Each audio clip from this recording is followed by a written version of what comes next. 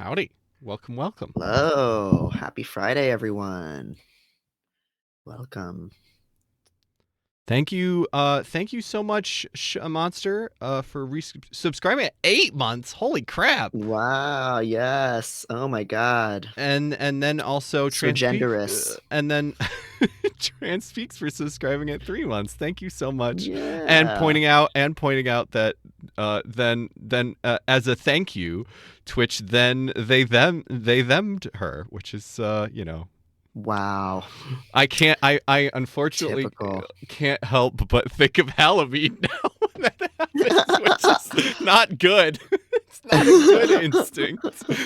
Oh my God. Halamede. Let's call in Halamede here. She would hate to see our queens getting they them'd. I know. Um, we should Oh, always refer to trans women as women, and it breaks her heart, especially. especially. It's a problem for her.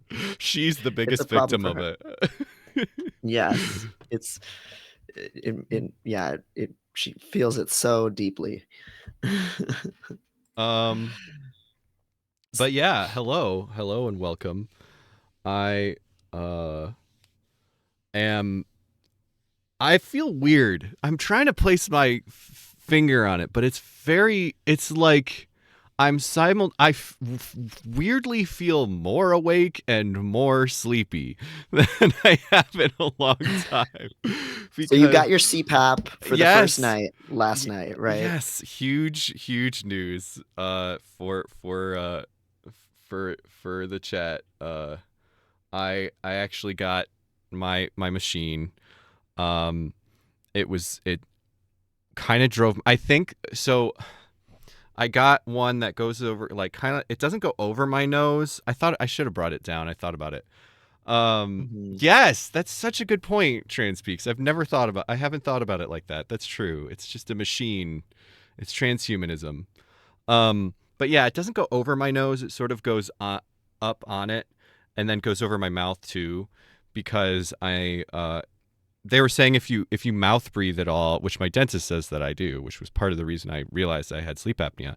Um, it, like, the air will just go in your nose and out your mouth if you Mm. don't have like a thing that covers the whole thing.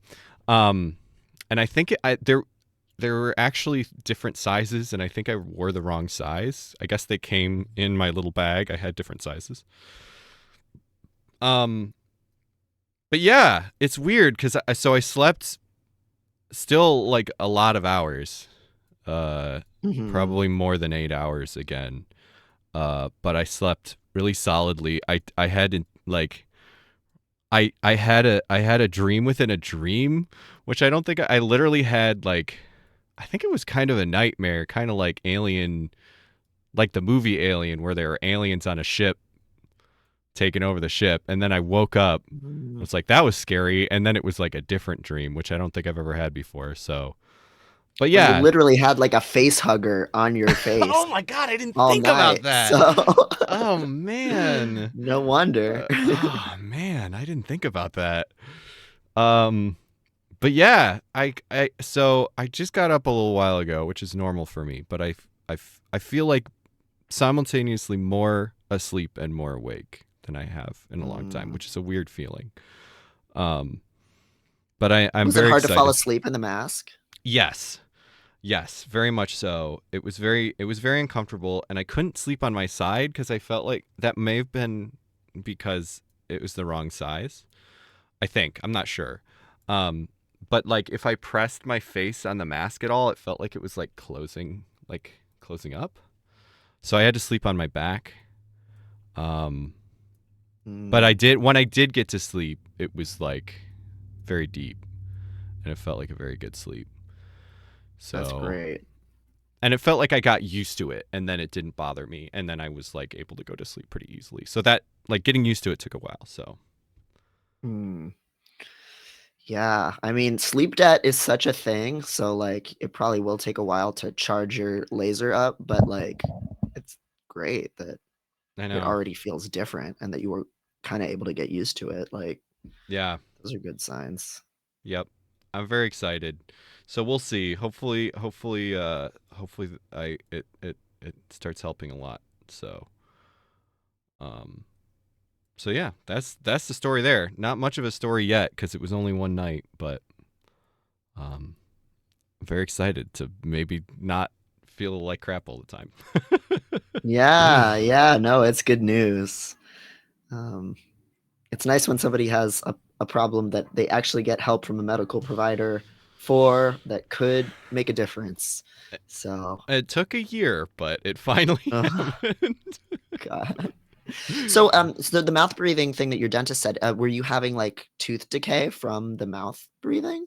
Yeah, so that's a thing where they were basically just like your the back of my teeth, um, like on the top of the bottom and the bottom, like in the front, Mm-hmm. where was sort of like they could see, and they were like, "Do you mouth breathe at night?" And I was already like, and I was like, maybe. And that Mm-hmm. was kind of part of what started the conversation of like asking my partner if I was snoring, which I was, and that kind of stuff, and was made me realize like, oh, maybe that's why I'm so tired. So, Wow, I you don't had know. to really Dr. House this shit. Oh, absolutely. I mean, that's always what it is. I did find out I also had. I don't know if I ever said it on the show, but I also had a B12 deficiency, which has been fixed now, I guess. But even my PCP was like, "Yeah, damn, sleep apnea and B12 deficiency, that is a lot." So, No wonder your ass is tired. yeah. Um, But then you got the shots just like in Mad Men, and we're running around sh- tap dancing and yeah. shooting Well, your eye out and what I stuff like that. realized was that there's also a fucking American Dad bit where there's a band called B12, which is 12 boys. So it's like a boy band. So I saw it on. I've never really watched that show, but and I was like, oh yeah, that too. That's another. Yeah. Sounds like a K-pop group, Yeah, I think that was kind of the yeah. It was kind of the supposed to be like conceit. yeah. Yeah. Anyway, Yeah, um, it's great news. let's look at some stupid bullshit to start to get into this. Yes. Let's Uh, start with the TS truther. This is Taylor Swift has been outed as being friends with a giant and having a bulge. yep. Uh, Where did you see this? I it's because just I was missed this. this was just on Twitter. Uh, it got reblogged by I think probably Juniper was the one that are well the bot based on Juniper since Juniper got banned. Mhm. Um, but yeah, uh, I actually mostly noticed the giant, which was important lore for the anime sickos to know about. Uh, proving their Giants are hypothesis real. giants are real and the government is trying to hide it from you. Um, Mm. Yeah, it looks like that one dude from Twin Peaks, the big man, yeah, the giant, that yeah, large actor. Yeah. the man from another place. Yes. But Um, this is so because you're like just like I'm like the foremost Grimes egg truther. You are the foremost transvestigator of Taylor Swift, and I think that's a really illustrious position to be in I because there's a lot of people with theories about her, my but you're okay. the one with this theory. Unironically, I okay, obviously I don't really think she's a trans woman, but I unironically my actual position is that she has T-girl swag, which is a Mm, very I mean, I think a lot of T-boy swag gets thrown a lot around a lot, but not a mhm. lot of people talk about T-girl swag, and she's got it. There's the video, I don't even remember it's the problem I'm me, whatever that song is. The video for Yeah, that, she's like, anti-hero. Yeah. yeah, she's literally there's literally a section where she's like in a like like a giant in a room. Like there's a room full of people that are tiny, Hmm. and she's like gigantic, and it's like that's how I feel all the time. And I think she is tall, right? Like Yeah, she is tall, and like, and the line even literally is like, "It feels like everybody else is a sexy baby, and I'm the monster on the hill." Like, yes, yeah, that's pretty transgender. yeah. Um, yeah. So, but anyway, This is a dumb picture. And I I'm like noticing. I Oh, go like ahead. hashtag we want answers, hashtag Taylor Swift, and hashtag Hollywood. Get them in. Show us. Show us. I'm seeing the menswear guy who I'm always annoyed by is in the replies like, get out of here. You're not allowed to talk about this stuff. Like he's like one of those people who like he definitely thinks he's cooler than he is, you know? Yeah. And it's like so, sure, a lot of people might be retweeting your little threads about people's hemlines and shit, but like don't come in here acting like you know about transvestigation. Mm-hmm. I'll fucking get you. He's trying to tell vulnerable trans boys that haven't figured out their style yet that they should dress like old men. Is his whole Yes. thing. Well, the whole thing, like anybody who tries to like revive old-fashioned fashion rules and like launder them into the modern day, it's like it's never gonna be cool, man. Like, And his whole thing and is like, well, I'm woke about it because I'm yelling about the hypocrisy of Republicans dressing like metrosexuals. And it's like, it's like, I mean, I get I get what you're doing, and I think it is mhm. valid. Was valid the first time, but now and more, it's like I think you just have some particular ideas about how men's suits should be. Yeah. Yeah, exactly. It's like it was one thing to the history was interesting. Like, oh, these are people who 20 years ago would have been completely decrying this form of fashion and now they're doing it. Like the history was interesting. But then it's like when it's like every day, like, oh, I guess I'm gonna have another, get some high engagement off of talking about somebody's jeans and blazer. Like, okay, like, come on. I think Let it's the hard. people I get it wear though jeans and a because he blazer. didn't. I don't think he tried to be like. It feels like he is like somebody, and I still follow him. I agree with your criticisms for sure, and I don't really like his fashion taste. So I don't know. I guess it's just like momentum that I'm still following him. But it is like if it does feel like he is somebody who is like has a really intense hyperfixation about suits and has spent the past decade getting into arguments no one is looking at on tiny obscure forums, and then all of a sudden someone was like, oh, this thing you're interested in, you're actually one of the most popular Twitter accounts because of this thing. And I can't blame him. Like I would also be like, remember that thread that went viral that got me 1 billion followers? Let's do that one again. Especially with the added bonus of like you're making fun of Republicans. Like even if the thing is kind of tired, I get it. I don't think Let the it's boy good. cook. Let the I'm sure boy. It's bad food, but let him cook. He's really enjoying it. Yeah, he can have his, overcooked asparagus. Like, and his ass is gonna get a book deal. Like he's gonna get a coffee table book deal. Like Oh, just like I'm sure. McMansion Hell. Except what McMansion Hell does, I'm there for over Oh and yeah, over again. Like you can point out the shitty construction of a McMansion 90,000 times, and I'm hooting and hollering yep, every single time. I think it's probably just the menswear thing I'm more sensitive to, right?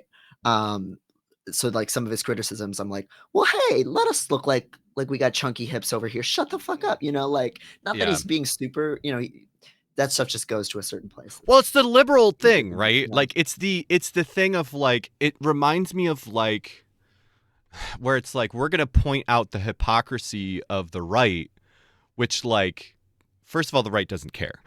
Right. Like that has always been a liberal thing that has meant Mhm. no person has ever been convinced by that because like fascism is purposefully hypocritical. Like that's part of the Right. power. Is that they can say whatever they want and it doesn't matter. But then it's also this thing where it's like it reminds me of like calling Trump gay or something, where Yes. you're like, oh, look at the hypocrisy of the right. Their whole thing is masculinity, but they're actually chasing this idea that is actually kind of like they would be on the other side of it. And it's like, I get what you're saying. You're saying from their point of view, they're being hypocritical, but then what you're doing is you're just using those arguments. Like you're just Right. if you're drawing pictures of Trump and Putin kissing each other sloppy style and acting disgusted by it, you're still acting like being gay is disgusting. If you're calling Right. Trump fat, you're still acting like being fat is disgusting. Um, there was a post that I just like reshared it on like Instagram earlier this week that like was just talking about how like the liberal point of view is ultimately just like a fetishization of their own um the morality and level-headedness, that's the ultimate good, is like making themselves seem like the most reasonable person in the room at all times. And that Yeah. just really nailed it for me, that it's like that's part of the like fetish for pointing out hypocrisy. Like they're like the little teacher's pet in the front of the room who's really proud that they did the homework and that they can point out who didn't. Oh, thanks for the subscription. It's Farrar. And 5 months. Thank you. wow. Like, so yeah, so the attention gets placed in the wrong place because it's not about making any kind of actual progress. It's about just pointing out what you know and how you're so level-headed and you can see these like flaws. When it's like that's not going to score any rhetorical point for anyone. Like, why are you focusing your energy on this? Um, Yeah. it's just I like teacher pet behavior. yeah, uh I know the stuff in Palestine is like a lot of what we're thinking about, and I think we're trying to be careful, not careful, but like pick the things we want to talk about it carefully, because we want to be able to talk about things that are like, we actually feel capable of talking about. But that so reminds me of this fucking video, I think from last night. Did you see the video of Biden where somebody was yelling about ceasefire at a speech? No, I don't think so. Uh, Let me see if I can bring it up quickly, because I can probably, yeah. But here's the deal. I got raised on automobiles. My dad ran an auto. He didn't own it. He ran an automobile agency for a long time.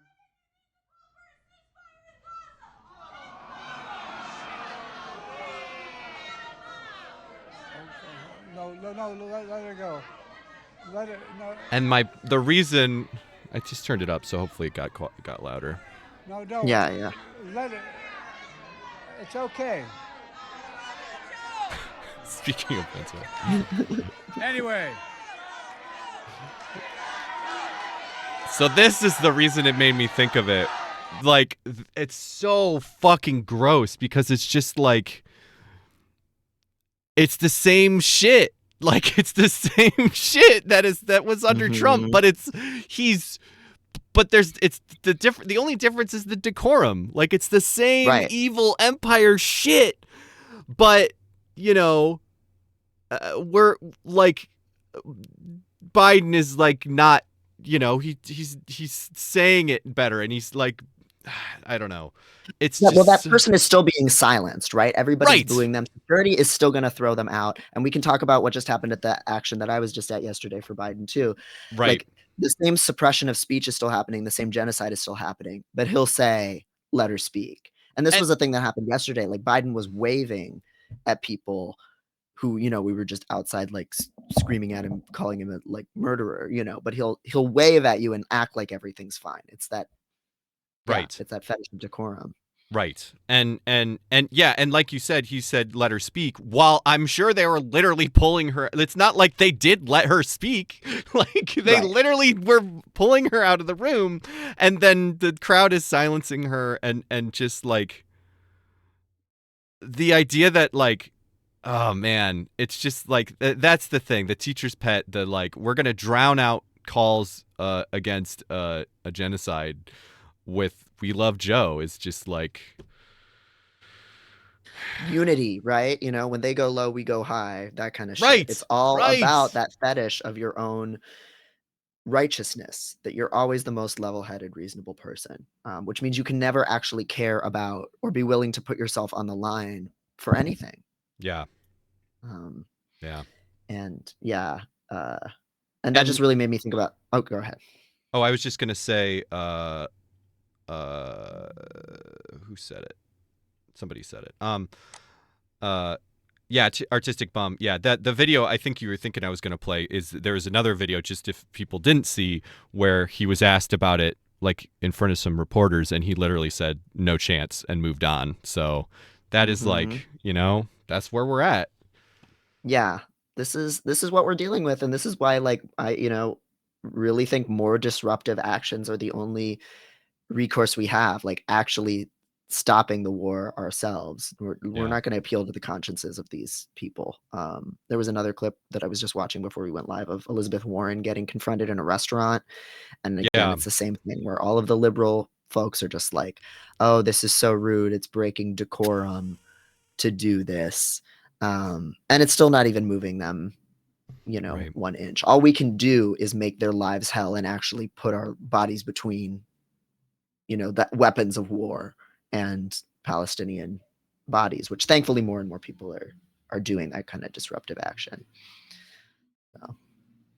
Um yeah, and I think the seeing fucking John Fetterman, there was a video of him fucking like literally I think it was a bunch of veterans were trying to get in to see I think a different senator to like it was a similar action that are happening everywhere where I think they were trying to do a sit in her office or something, and they're getting arrested, and he's sitting there with and he was standing there while they're getting arrested with a little Israeli flag like gloating that they're getting arrested, and That piece of shit. yeah. Uh Yeah. it's and like I'm really lucky that when I was in undergrad I did have a whole course where they were assigning us a lot of readings about the size and scope of the Israel lobby, Yeah. APAC, here in the US, and it was really controversial for the grad student teaching the class to even assign us that. I think she got in trouble. Jewish, critical of Israel grad student giving us that information. Classic story, being kind of suppressed for that. But like the amount of campaign contributions that the Israel lobby gives to politicians is so large that that criticizing them is just it's intractable. It's not something that people like. To be a politician in the United States is to be, you know, party to that empire. Like, and that shouldn't be surprising, but like it is so deeply ingrained that it's going to be very hard to appeal to anybody's conscience on this or to move the needle. It's just really, um, and we're just going to see a lot of derailment the whole rest of the next presidential campaign, saying that, oh, we should just look the other way about this because both Yeah. parties are evil on this issue. And it's like, no, there have to be things that are beyond the pale for us, um, Yeah. or we're less than dirt. Like it's just we have to have some actual fucking standards here and things that we won't hold our nose for. And our politicians are not the same way. They will just hold their nose through just Yeah. about anything. It So. was this picture is so it's like great, and we can talk about how ceasefire is like so like the most milk Cease- toast, yeah. but still even like these are the people that are like willing to and like actually say something at all, including uh uh what is Rashida? Am I remembering? Or what Yeah. is her? Talib. Yeah. Talib. Okay, Yeah. yeah. One of those Yeah. names I've only read. I only read. Being censured. One of the only times that it's happened. But like this, so I saw this post specifically that pointed this out that. There's not a single fucking white person in this group. No. And how small it is. Like this is one of those things where it's like it's really really good to see the people that are standing up stand up, but it's so Mhm. depressing how small it is. Yeah. And again, the people out of Palestine, they don't. Ceasefire implies that there are two forces of equal strength that are in Right. war with each other that need to call off hostilities. And Right. instead, what we have here is an invasion. And so Palestinian activists have been really clear that we need to reposition that to like ceasefire itself is a liberalization of the Right. push, right? Right. And the genocide, Palestinian liberation, all for all, land back. Those are the kinds of things that we actually need here. So ceasefire now is already filtering and diluting that. Obviously, if if the like aggression stopped, that would be a good thing, right? Like Right. in the short term, but it's not adequate. Right. But then even that is considered just beyond the pale. You get accused of being anti-Semitic for supporting it. Like a handful of people out of 535 lawmakers supporting it. It's and that's not to make anybody feel hopeless. It's to help people make sure they're putting their energies in the right place. There's Yeah. a gift to knowing what to give up on and to know where to like be angrier and less civil, instead. So, um, Anyway, but yeah, that was not necessarily the piece of the conversation, but it's just so it's the whole thing. It's top to bottom. It's this decorum over everything else, and hmm yeah, yeah. So we can talk about the Biden action yesterday because that's short, yeah, and then we can and talk that about the goes Trump right into vote. that goes right into what we were just talking about too. So you went to a protest yesterday.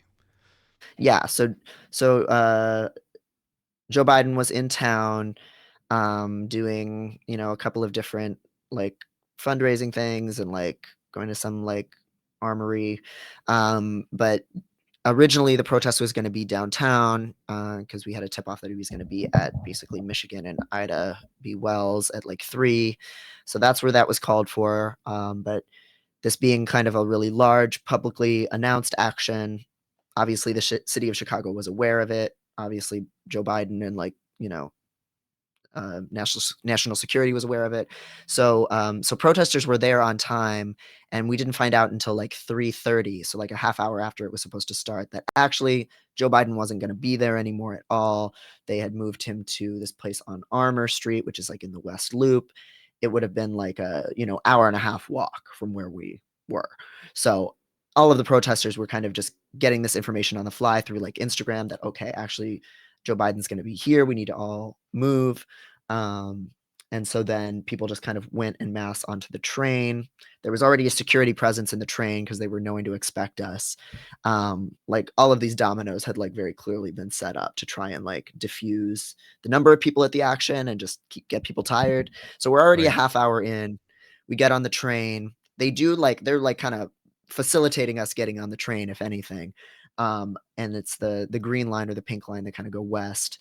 And we're like 1 or 2 stops away from where we'd have to get off and walk to the Armour location when they announced that the train's actually going to be running express past that. So shitty. I saw that on your Yeah. so fucking naked, like, yeah. So transparent. Like there weren't any delays. Like the trains were not like overly packed, like to any degree more than like regular rush hour. Like so transparent.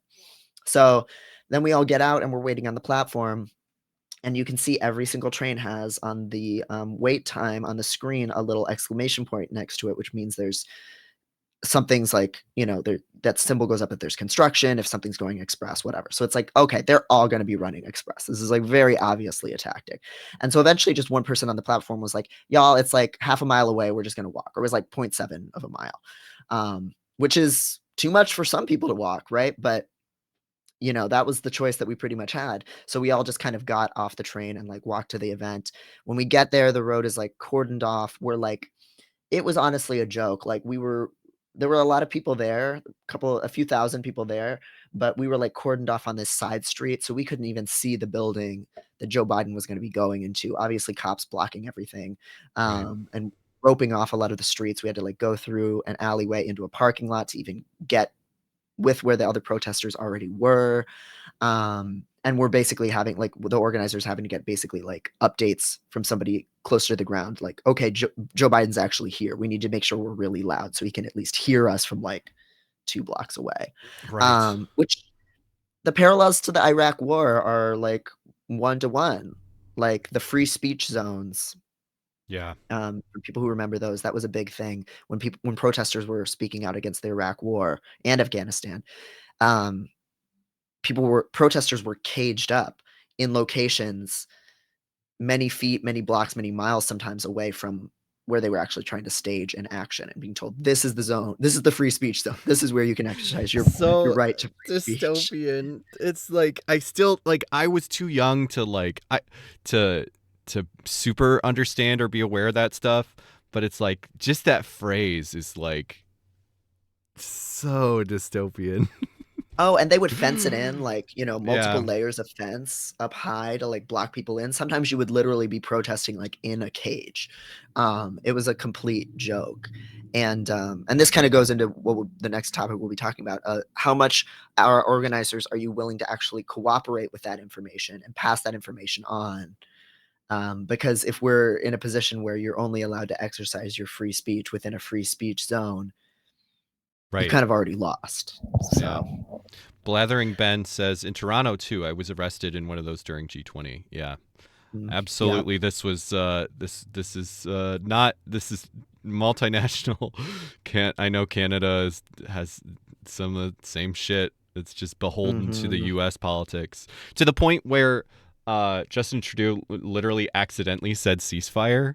And did you see Mm-hmm. that? Like he literally started to say he said cease. I mean humanitarian pause, and then he like tried to save it with a ceasing of hostilities, as if he wasn't trying to say ceasefire. Like That little bitch. I Like, know, yeah. You can't even say ceasefire. That's how cowardly they are. Like, and that's how right, much the messaging is like they are getting speaking points from the Israeli government. And if they deviate it from it at all, there's a huge fucking tantrum about it. right. Um, and they just fucking are completely complicit with that. They're more than happy to comply with those Canada, directives. the Canadian foreign minister has said ceasefire now. I think says Blathering Ben. That is great to hear. I didn't know that. That's Good, yeah. I know that Um, I know there were some a couple South American countries that have pulled embassies. Like mhm. it's not nobody, but Yeah. It's just that major imperial powers are the ones that are gonna never do that. Europe. Slippery Loop said the UK is doing some pretty scary stuff, outlawing protest. yes, Germany is having a huge crackdown. Like they just had an action yesterday where they had a limit on the number of Palestinian flags that could be there. yeah, Like rather than banning them outright, they just were trying to set a limit on how much of a presence. All kinds of fucked up stuff, and a lot of those countries had Islamophobia baked into their laws for a really long time. So, yeah. again, around the Iraq War, a lot of it got a lot worse. So, Yeah, yeah. I really it was only I mean it's not during this, but I think thank you so much for subscribing for Oh, 6 yeah. months Thank you. Awala. Thank you so much. Love. Thank you for being here. People who don't follow her on Instagram, she's been doing just a lot of great um, posting about just like the history of what Zionism is and the different things that has meant historically. Definitely check out her page. It's the same handle on Instagram. Yeah, I'll pull up a link.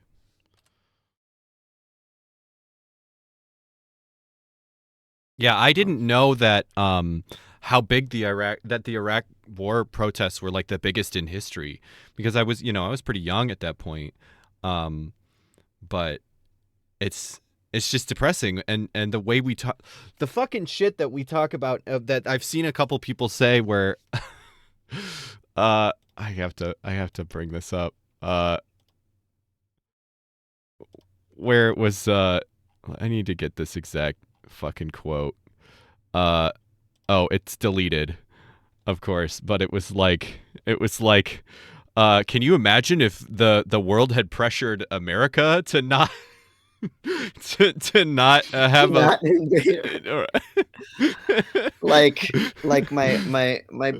my child. The entire world. It was literally just that. It was like England and us were just like the like even France. That's why we had freedom fries for a while. Even like yeah. some of the most racist, Islamophobic, fucked up countries in Europe, like France, criticized us for invading Iraq.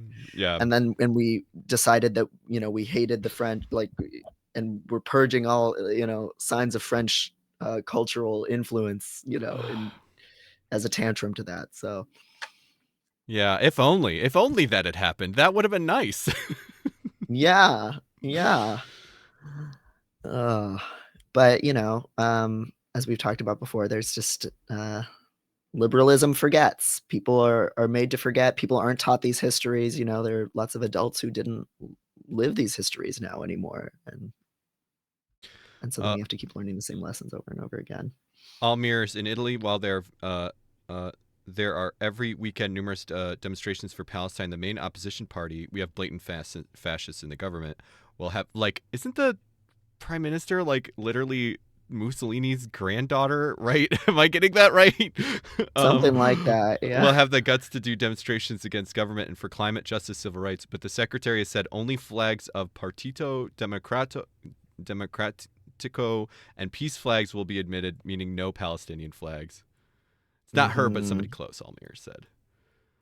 Yeah. Yeah. This ratcheting, the same thing with Rashida Tlaib, just like any explicitly pro-Palestinian statement is being framed as itself anti-Semitic or hate Right. speech. With Um, from the river to the sea specifically, right. even though there is like like that exact same, like there's a phrase that the Israeli government has like said that's the, I forget what it is exactly, but it's like the exact same like, from the river to the shining sea will be like Israeli, and it's like Right. Yeah. Yeah. It's that same thing of like they know what they're saying isn't true and they don't care, right? It's right. just like the ability to intimidate and not even intimidate with the United States because they have such a vested interest in following in lockstep, but just they want to see how far they can get away with like kind of setting the Overton window and like the Yeah. language that's acceptable, and it's pretty fucking far. Ooh. So anyway, you were, so you were there, and Mhm. we sort of went on a tangent from what we were talking about. You were there, and you did manage to yell at Joe Biden from 2 blocks From away. ver Yeah, no, it's a joke. Like when stuff like this happens, it's really demoralizing, and of course that's what it's like designed to do. Right. Um, which means then you have to get a little bit more shrewd about, okay, what are some ways that I can get into politicians' offices or get into places where they're going to be without broadcasting it. And that's certainly things that are kind of being worked on right now. I know there's going to be another action on Saturday that a lot of the organizers like SJP and Students for Justice in Palestine and other groups are being a little bit more hush hush about, and some other, things going on. Um, Tactically, it's tough because they will Yeah. do this free speech zone stuff. Um, I'd like to I'd like to see more. I know in 2020 there was a lot of talk about like multiple protests, right? Like the big mhm. giant protest is actually easier to contain than like a bunch of smaller ones. And I'd like to see, not that I'm organizing anything like this, but like see that too. Like there's a limit to how much the cops can how much police presence exists. Yeah. Yeah, someone was reporting on, one of the bigger pro-Palestine actions a couple weeks ago in LA. Maybe like 50,000 people showed up, and they said there's only 20,000 police officers in LA, and it is way harder. Like, one of the big tactical lessons learned from 2020 is if you have several significantly sized actions in different points in the city, just like you said, it's way harder for them to contain and control that. They're a Yeah. lot more exhausted. It really negatively affects their morale, as police officers, and that's cool. Yeah. That's what we wanna do. Yeah. Yeah, yeah, Uh, you sometimes even kinda wanna have in some ways almost like a decoy action, like a big, and I think this is gonna come into the things we're talking about with Oakland and Tacoma. It's sometimes okay to have like a multi-pronged approach where it's like, this is the big protest we're telling people about that like the normies can go to, right. and it's not gonna get too spicy, but it is like a symbolic gesture, and it serves certain functions. It's a space for grief. It's a space for just showing the number of people who care about these things. It's a way of recruiting new people into doing more activist work, starting them with something very approachable. And then meanwhile, you have things that are a little bit more revolutionary and not complying with the government and getting a permit for Right. going on at the same time. You know. Yeah. It's for our between the sea and the Jordan. Be, there will only be Israeli sovereignty. Uh, Mm, Lik- Likud 1977 manifesto. Yeah. thank you. Yeah. Um, so yeah. Do we want to talk about Block the Boat Yeah. and Absolutely. the yeah. So I can pull up a in my screen share here. Um because we'll start with Oakland and then we'll talk about Tacoma, I think. So I know a lot of people have been seeing some criticism circulating online about Block the Boat Tacoma, and we'll get into that in a second. But I think first, also just looking at these actions and actions like these, a lot of more disruptive actions that have been happening. I think we need to kind of look at what was a success and like lessons learned from it in a positive way too, because again, it is just really cool to see people doing things that are a little bit more disruptive like this and actually saying, "Oh no, I want to put my body in between like the tools of war." Right. So this is a friend of mine, Jersey, and he lives in the Bay Area. And this action on last Friday, I believe it was, yeah, was in Oakland, in the port of Oakland, to block the Cape Orlando from leaving the port because they had gotten a tip off that it was going to be taking munitions to Israel. Um, that itself means somebody did a good thing on the back end, right? Like there are people who have this information Right. and then communicate it up the channels. So that was great. Um, I can't remember the exact count on the number of people at this action, but they were basically blocking the bridge to prevent exit of the boat. They were, on the dock, and they did also actually enter and climb up on the boat, and were trying to block it from leaving. That's great. They, yeah, which is really, really badass. And I believe it was the people who were on the boat who did get arrested, and in terms of like having to worry about being charged with something. Right. Um, they were there for 9 hours, kind of holding it down. And I do think it is important to just know anytime we're costing the US military something here, anytime we're making it more difficult to do this, that is further progress. Like we need to keep pushing it further, certainly, but like Right. a 9 hour delay is still pretty good. Um, Yeah. Jersey was eventually they did start dividing people up and kind of fencing them off, um, to kind of try and break up the protest, or prevent new protesters from coming and kind of joining the people that were already on the boat and like really the most in the way. So there was a point there where later into the day where Jersey was the only medic Wow. that was in the remaining group anymore, and they were fenced off, and people were getting arrested. So you can see some footage there of that. Um, so so in Oakland, the goal was to just prevent the boat from leaving the dock for as long as humanly possible. And it did get kind of redocked a couple of times where they just were like obviously couldn't go through the stages of like having it leave the boat because there were people on the boat and people in the way. Right. Um, so that was great. Then it was, but then it did leave the port. So then it continued down to the port of Tacoma, Washington, and there the goal of the action was to, and this was on Monday that it got there, and that's when that action was launched. The total time for that action ended up being about 12 hours. The goal there was to prevent it from being loaded with supplies, um, which of course the US military won't confirm or deny anything about anything here, but Right. munitions.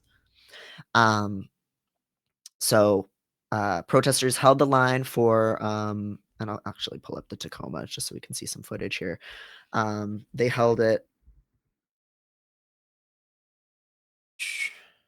for 12 hours, from like 5 a.m. until 5 p.m. roughly. Yeah. Um, Protesters were kind of like circling the dock in cars, and on foot. They had people bringing cars in to use as a blockade. They also had people coming in to bring just like food and medical supplies to kind of keep people going with their cars. And they did successfully block the dock workers from um, loading. And yeah, my Um, understanding was that, and this is from that other the kind of call out post that we'll get into later. But my understanding was that it was like they were blocking the entrances, so it wasn't as there was some amount of physical blocking of getting stuff on, but it was more about if there's a like disruption in the like on the site of the port, that the union rules say that they don't work. So it wasn't there was some amount of like actually physically blocking stuff getting in, but it was more about like having a bunch of people there near the entrance is enough of a block that the union couldn't load anything because of their rules. Yes. Yeah, that's exactly right. And that's where the ways in which it was a success, or the elements that were successful. The unionized workers were straight up like, we're not doing this, we're not loading this. Again, it is because of union rules. But the military, and there was also some blocking, I should say, in the water. There were some Yes. indigenous protesters on boat out there as well. And this is where it gets a little bit murkier, and where there is definitely room for criticism, because there was not good communication from the organizers about what was going on. The dock workers, unionized dock workers, were like, no, we're not doing this, we're not loading this boat, and then the U.S. military started loading it themselves. I believe the timeline was roughly, so protesters had been there since 5 a.m. It was pretty much done and dusted that the dock workers weren't going to do anything by that afternoon, and then the military started loading around 3 or 4 p.m. And protesters did not know that. Like, protest organizers did at some point. They did not let the people on the ground doing the action know that while they were still there circling, that the boat was actually presently being loaded by the U.S. military. So there was about an hour to 2 hours that protesters were on the ground, like, not even knowing that this was going on. So I was pulling up something. You were saying that when did the organizers actually find, do you know that? Did they say like at noon or something, and then they went till 4? Is that when the organizers found out that the military, or do we not know that? No, it was like an hour. So it was like 3 or 4. They 3 to found out, 4. and things Okay. were called at 5. So that's when it started. They were aware when it started. And we'll get into some issues with like some of with the call out, but Yeah. but one of the very real legitimate issues here is that protesters were on the ground for anywhere between an hour to 2 hours while the boat was being loaded, thinking that they were still successfully blocking it. And then once the loading had already happened, the protest organizers were like, this action was a success. The dock workers did not load the boat. You can go home now. And people were confused Right. because they thought, hey, if it's not loaded, like, aren't we going to just have to maintain a continual presence here? Why are you telling us to leave? Right. And then the boat did, in fact, leave the dock loaded with munitions on the way to Israel. Right. So that right away left people confused and upset, understandably, and felt betrayed. And that kind of led it into this call out, because this call out, I think, it's worth mentioning, was just made by people who, they were there on the ground, but they were not core organizers. They didn't know the organizers. They didn't even know who was organizing the function. So it's from the perspective of someone who was on the ground for this action and was like, what the fuck? This is Right. fucked up, which is fair, but yeah. The thing that I noticed definitely, so I'm trying to remember what these exactly what these posts were. So this is the one. This is from Black Powder Press. This is the one that that I sent you, that you had seen, and you told me some of the criticisms of the criticism. So this was so this is what I had seen, and this was 2 days ago. So short, like not the day of, but shortly after the protest. And this kind of circulated on. I saw this on Twitter, and this kind of circulated of like basically a criticism. And if I'm remembering correctly, this is where all the criticism was lined out, and I don't think they actually. I think they basically implied that they knew from the beginning that possibly they didn't know when the organizers found out that the military was loading it, and Right. and this kind of almost implied that they knew that they could have known from the beginning that the military was going to send in their own workers and load it, and yeah, had people blocking them. Turns out that the military had sent in their own workers to load the boat, and the protest organizers had known about it for hours. Yeah, I guess that's what they say. Is they just say for hours when it was really 2 hours, which is It's like while it was happening. Yeah. right. Which, I mean, it's a logical conclusion to say, like, when you're Right. planning a function like this is going to happen, right? You should expect it for sure, right? Right. That, like, if the dock workers aren't going to get to load it, either we're going to have like police aggression visited upon us, Right. or the military is just going to do it itself. But so, Right. yeah. But yeah, they didn't know until it was happening. Yeah. So I think that is a one point about this criticism and the actual thing on the ground. And then I was curious if you knew, because I thought I saw some, because this was the post you sent me. Is this the organizers that, like, the actual? Yeah, this is from the organizers, and the comments here that are critical, like the comment section, I think is very nice, because there's like a good degree of, we feel betrayed, there wasn't enough communication, but also like we need to think about, because the Black Powder Press post is like basically accusing them of like being like in collusion with the feds and Right. giving it the most negative interpretation possible in a public venue after 2 pretty successful actions in certain ways, where it's Right. you do need to be careful about where you're using your outdoor voice versus your indoor voice, like in community versus out community, Right. Yeah. So for a little context, Black Powder Press is an anarchist publisher. So they're a zine publisher. Like, they're not, I'm sure certain people that write and work for them are doing organizing work, but they're not putting together actions. They sell zines. Right. So not necessarily their place to be doing it in that way. Though, people can say whatever they want. Lulu says, God, the effect social media has on organizing and politics is truly inconceivable. Yeah. And it's good and bad. It's true. It's yeah. Yeah. So some of their really valid criticisms are, you weren't giving people information, and there is this problem that happens anytime you're staging an action that's disruptive. If you have like the security vest, Dayglow vested, like kind of peacekeepers at the function, they get directives from the cops. The cops tell them, we want you to go over here, or we're going to start, attacking people. And just by them passing on that information, whether they want to or not, they're becoming a tool of the cops, right? Yeah. Like, they might be presented as, we're here for your safety, but that also itself is like a moderating force. Right.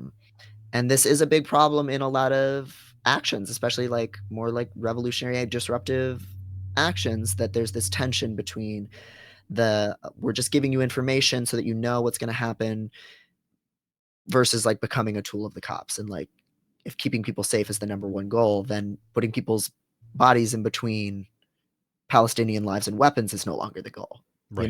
Like, there actually are risks being taken there. And you have to be like tolerant of those risks.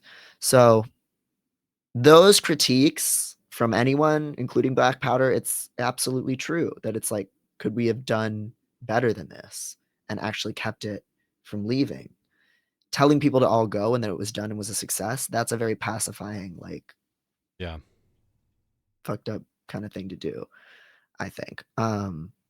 It's definitely did I understand these comments that was this who is this group? Because I think that was this is this an actually like Palestinian led group? Because some of the comments seem to imply that that this is like kind of a huge turnaround. I mean, you know, I think that they're like people on the left have supported, like, you know, actual leftists have supported Palestine, you know, probably before I was born, since before I was born.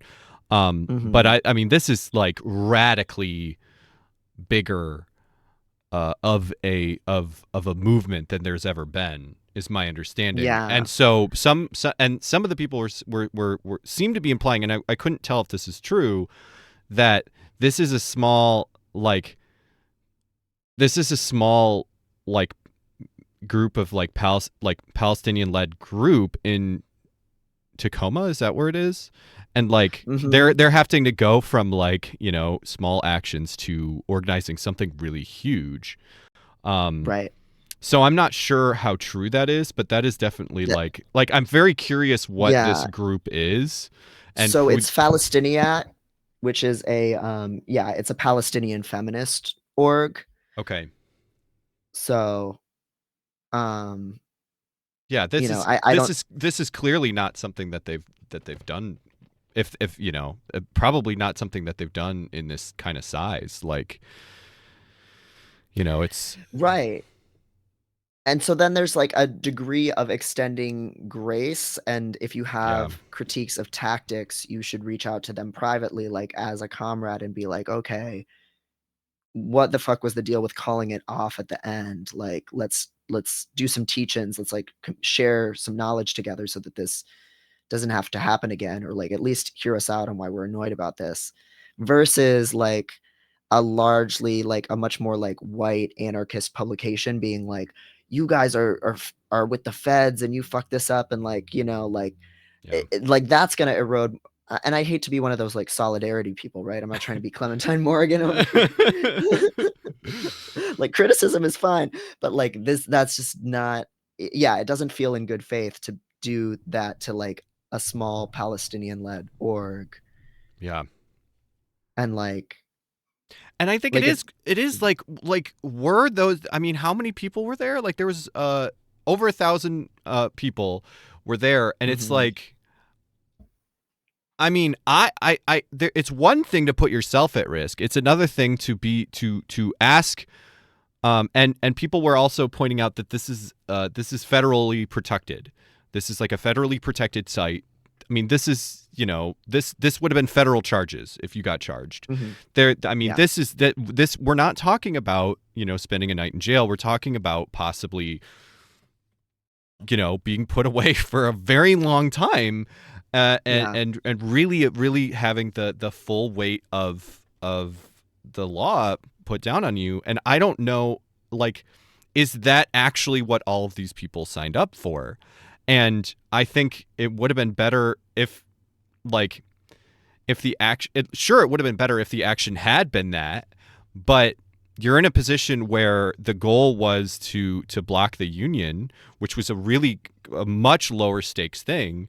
So like, and you're presumably you are the one with the megaphone. I don't know. I'd like to think that I would be brave enough to, you know, with a group, if it's not, if there's a chance it could actually do something, put myself in on the line. I'd like to think that. I've never been in a position where I've had to choose, but I don't know if I could fucking tell a crowd of 1,000 people to charge a boat like that, when that's not necessarily what they signed up for.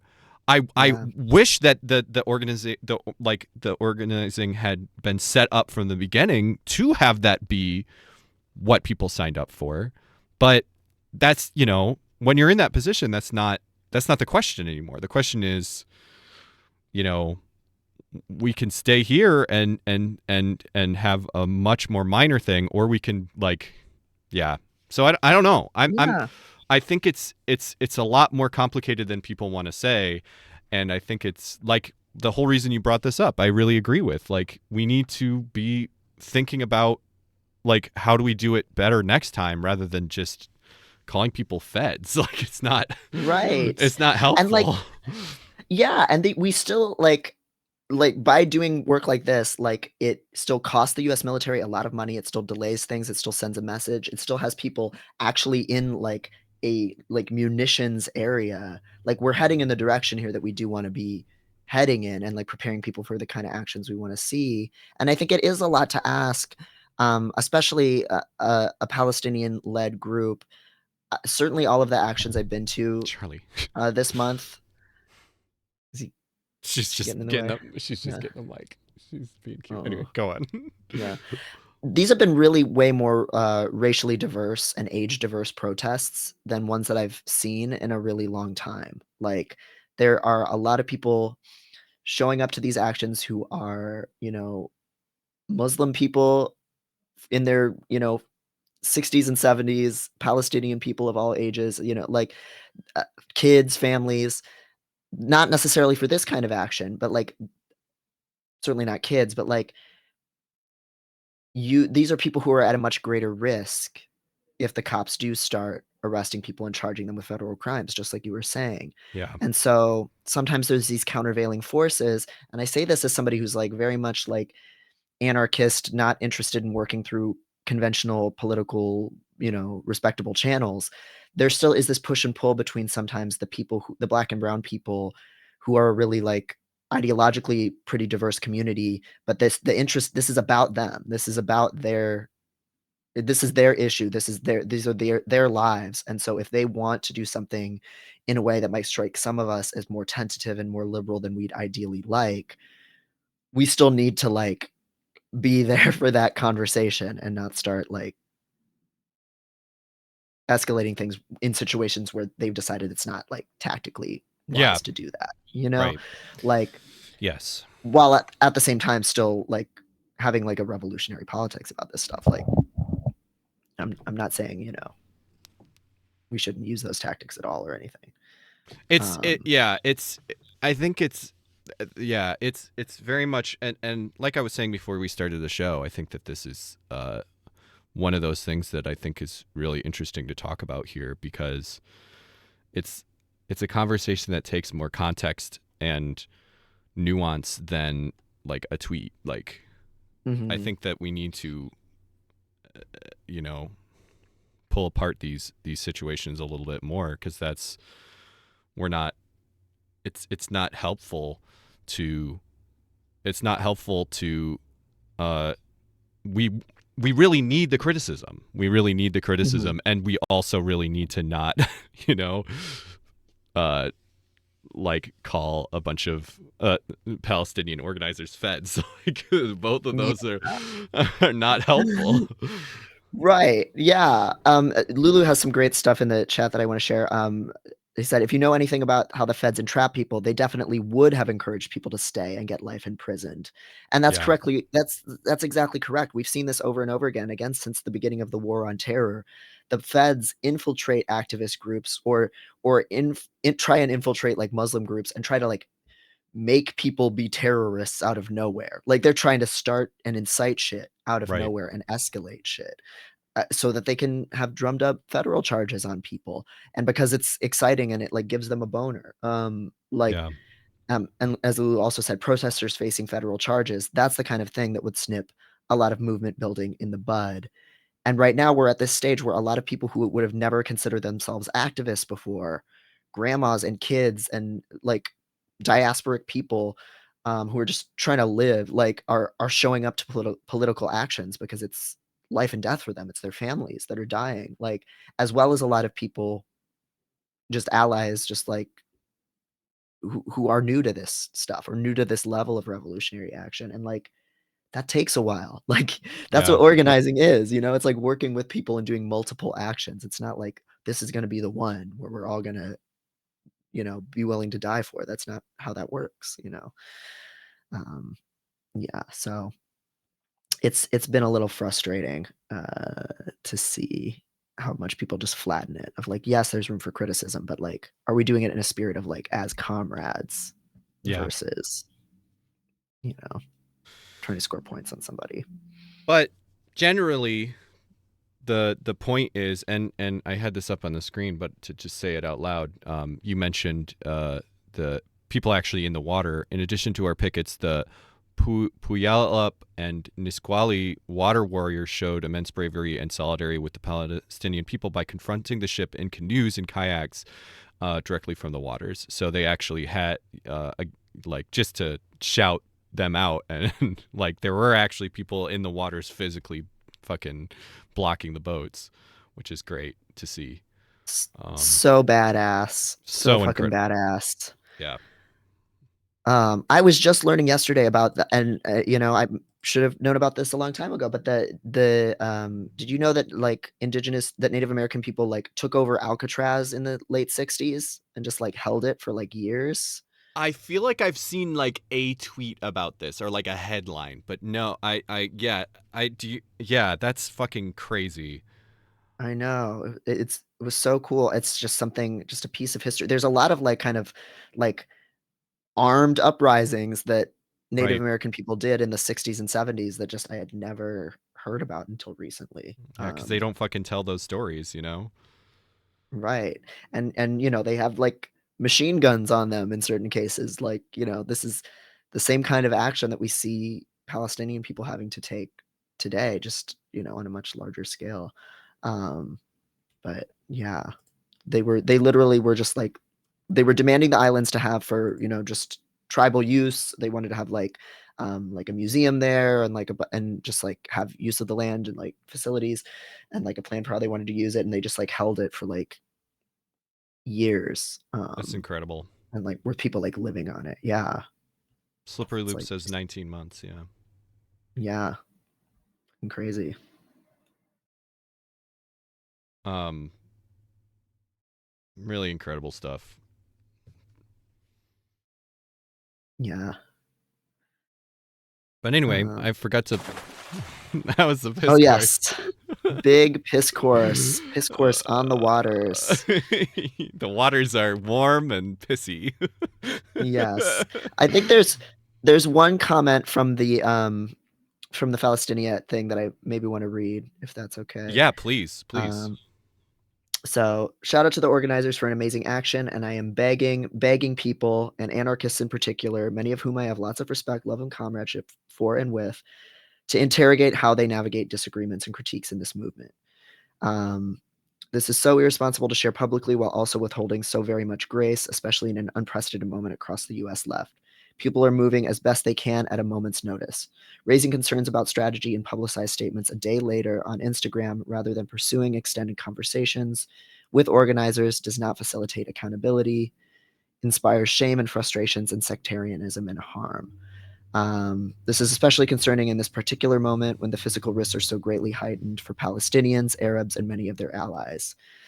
Do you know if there was any jail support? Do you know if there were any legal observers? Do you know if and how many people in the crowd were properly equipped with safety training? Do you know if there were kids and families in the crowd? Do you know if maybe there was internal disagreement about strategy that had to be navigated that very second on Signal?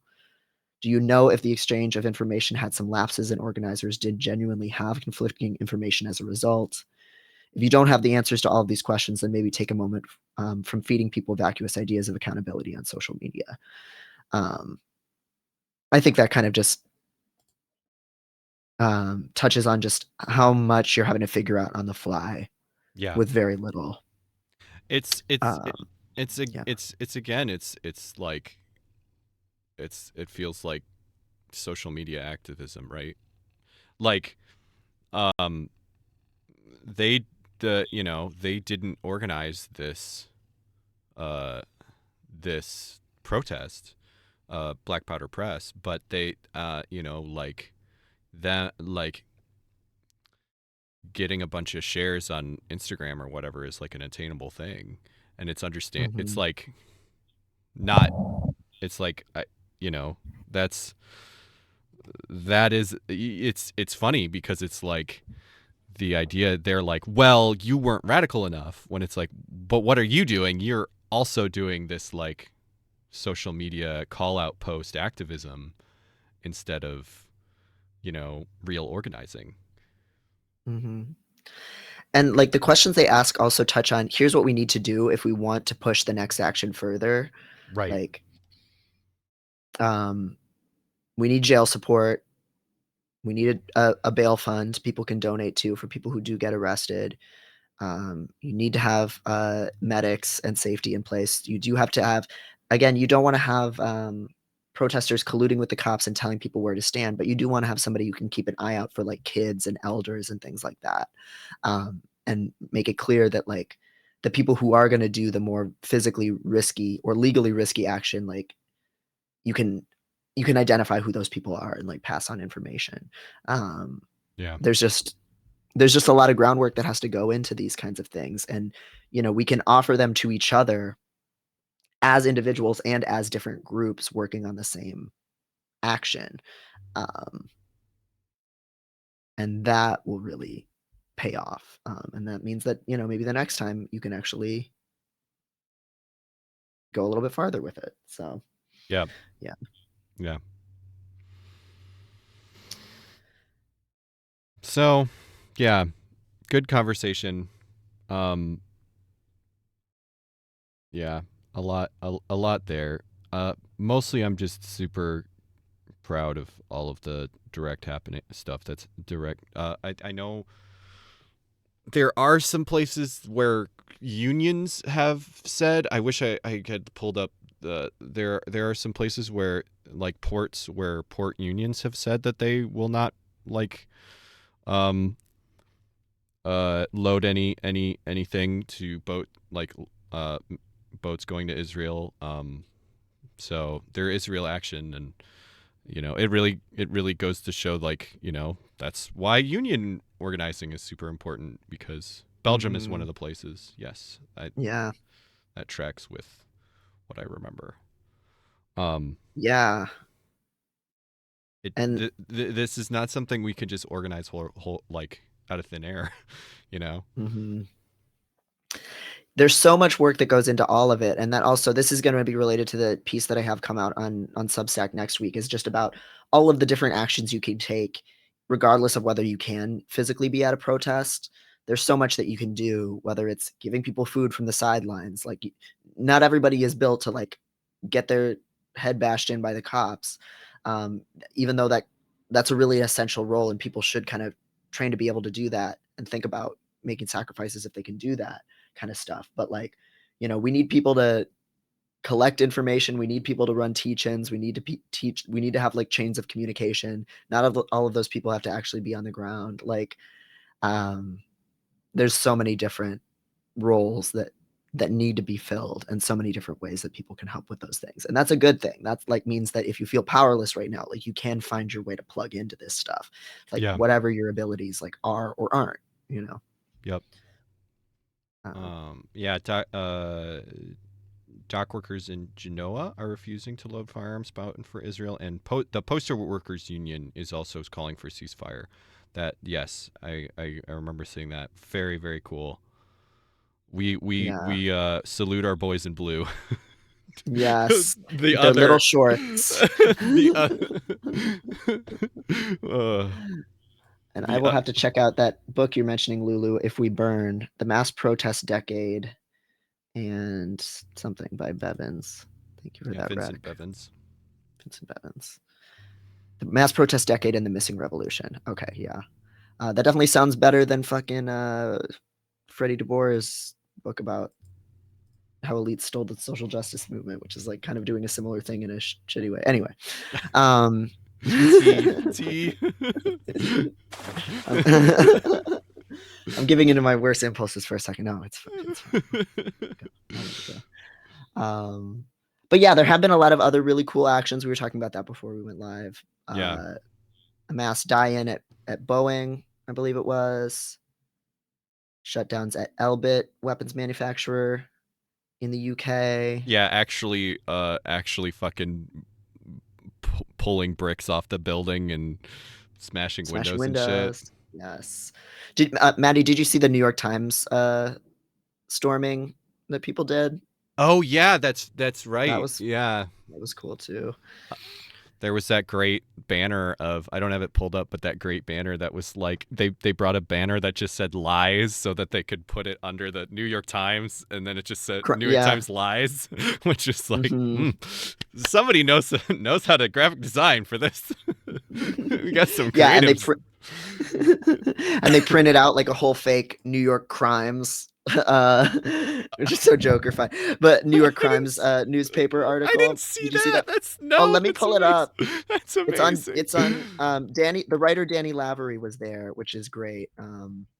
Trans guy, Dear Prudence, um, great dude. Let me see if I can find him because he had like a screenshot of the. Okay, Yeah. I have it pulled up. Yeah. So this is the New York Crimes Special Palestinian Liberation Edition. We killed our colleagues. By inciting enthusiasm for war, the New York Times has the blood of over 30 journalists killed by the Israeli army on its hands, and then it has a list of the journalists Wow. And killed. who like literally just in the past few days they've been specifically saying like, oh well, they were embedded with Hamas, and so now they're literally Hamas. So it's like it went from like the Israeli government would never how dare you imply that they're going after journalists, to the Israeli government actively being like, we're going after journalists, we're killing them and their families. Right, but they were enemy combatants, which is the same thing we did in Iraq with Obama killing lots of civilians by drone and then Right. reclassifying them as opponents.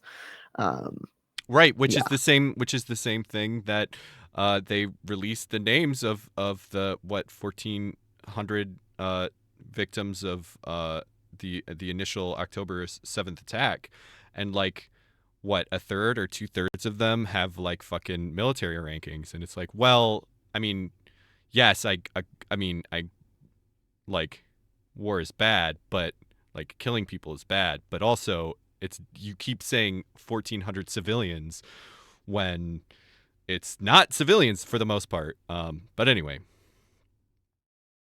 yeah. we won't get too far into that. Ugh. Real Yeah. fucked. It's all real fucked. Very fucked. Yes, but the number of people who are just really putting their whole pussy into advocacy on this, it is really galvanizing to see. Like, this is not just a wake up moment in people talking about things, which we've had some of those in the last couple of years, but people really really getting into the streets and storming the offices over it. So, I Uh, hope we can keep that momentum going. it was nice to see because it's so depressing that there was that list of all the people that like, I mean, like what is a protest in support of Israel? Like you're getting everything you want. Like what do you want? But so many people signed that Hollywood, like, we support Israel to do whatever they want to do. So it was nice seeing this account. And again, ceasefire is much like bare minimum not enough. But it was nice seeing this this hot guy called for a This hot ceasefire, man. which is nice. J-Lo. So this is an account Oh, ceasefire now. So it is like, it's not enough. okay. John 10 of Cusack, I know. 10 of India's largest trade unions. Uh Janelle Monáe, thank you. Okay, thank you. Yeah, Tyler Oakley. Drake, Drake. I was surprised by the Drake one, I'm not gonna lie. Angelina Jolie, Sandra Oh, Yep. awesome. Kristen Kristen Stewart. Stewart. Yeah. So it's, there are people there. Ben Affleck? Like, come on. Okay. Well, I mean, he's with Jen, so she probably made him. Right. Yeah. Florence. Florence Pugh. That's great. There's some hot people doing the right thing. I know. Um, It's nice. This is not like as important. But it is just like, it's a little, thank you Lord, like it's a little, it just makes me feel a little better that there are, like, as much as it feels some. like it's so overwhelming, like the popular support is so huge, and then the in power support is so out of sync with that, like especially from the U.S. government, but also celebrities. It's nice to be like there are actually some people that it's Yeah. not Oh, a was that it's a not a NASCAR man? Up a little higher. Yeah. Man, Lewis. I. This might be F1. Oh, okay. That makes more sense. Maybe No idea who if it was this a guy NASCAR is. man, I'd be. Yeah. I don't either. Based But diet. Oh, plant-based diet. oh, I thought plant-based. Okay. it was just my diet is based. Yeah, you also might like Okay. Formula Cool. One, so I think he's a Formula Oh, One okay. guy. Yeah. All right. Well, great. Yeah, I think a lot of the celebrities and like public figures that are in this position, like it's just the media just erases it so much that like we Right. don't even Right. know. So yeah. Yeah, it is good as like a bellwether, like supporting Palestine used to really feel like beyond the pale. Like it was one of those things that was just like past the Overton Yeah. window for all the normies in the world. Like they would think you were like fucking nuts. And it made you feel crazy. To even talk about it. Like they like really had people believing that ever saying that like made you anti-Semitic or something. And like it's like we know better now.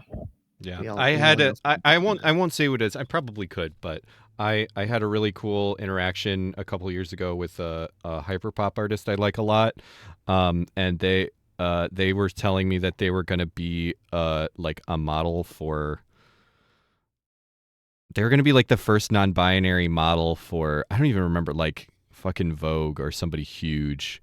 And then they I think that was in like 2020 or whatever, where there were like the last time Israel bombed a bunch of people and they posted on Twitter like, free Palestine, and they fucking dropped them.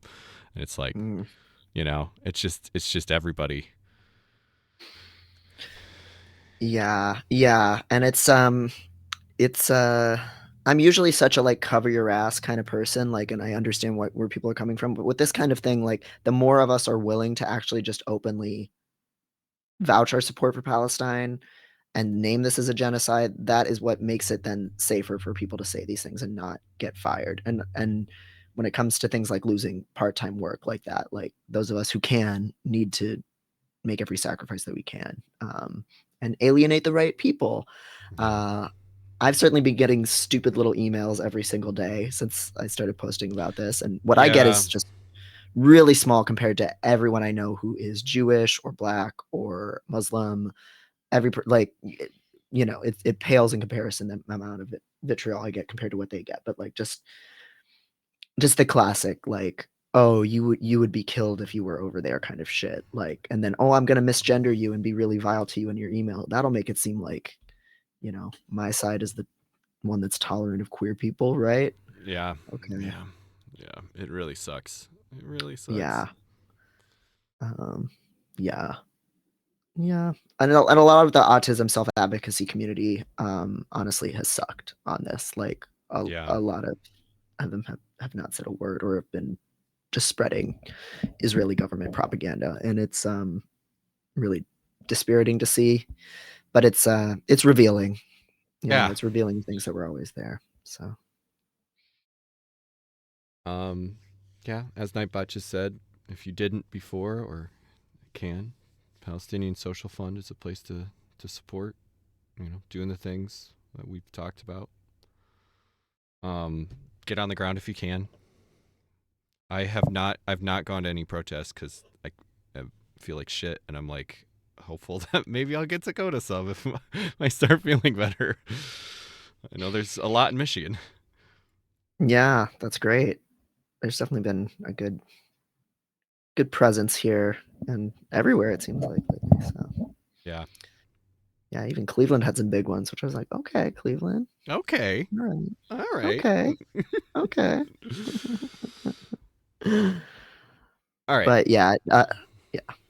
Next week's piece does touch on like ways that people can get involved in ways beyond being at protests, things like archiving, organizing information. So maybe we can talk about that next week. But Yeah, yeah, absolutely. That sounds great. yeah. Um. Oh Um, yeah, buy a. How do you pronounce that?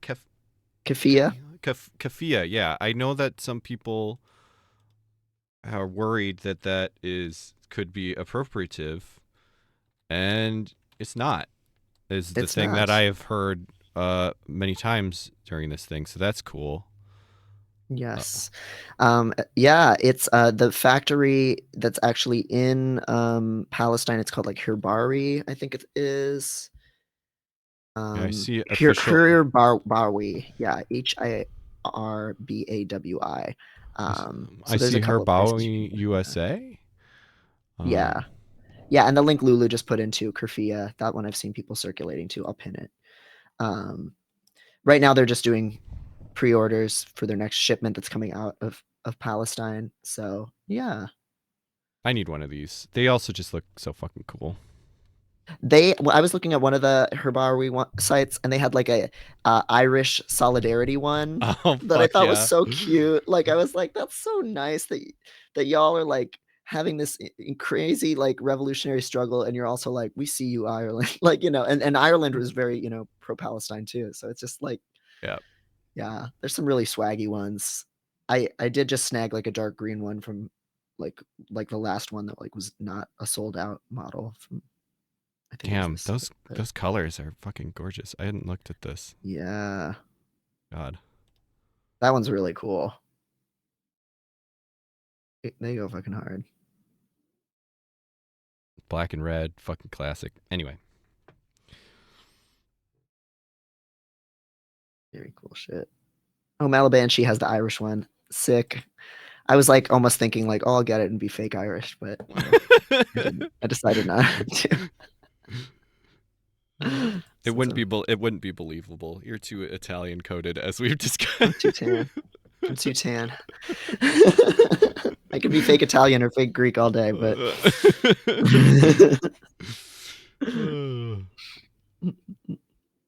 all right. Do we have anything else we want to cover on this topic, or should we go into get into gamer mode? I think that's it. Was there anything else we I don't think there was anything else we discussed, so. Okay. Cooper is being very cute, trying to lay on my keyboard. Hi. Aww. They both have visited you. Oh, I know, they've been very cute. Piss. It's always on the VOD. I'll do credits. This needs to, I was just thinking this has your media. I need to put your Substack on there. Oh shit, yeah. That's true.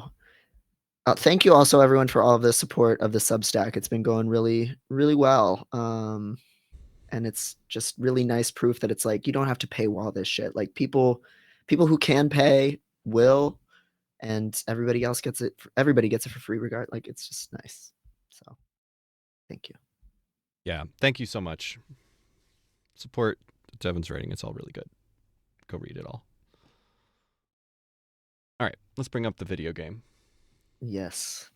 Let's play some video games. We need a bumper for the gamer zone. Oh, we should. Yeah. I don't know what that should be.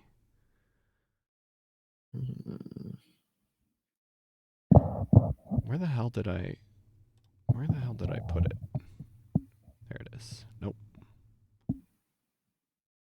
Is it in here? There we go. Oh yes, Allie. Public transit should be free also. Absolutely. Yes. Those who can pay well, those who can't don't have to.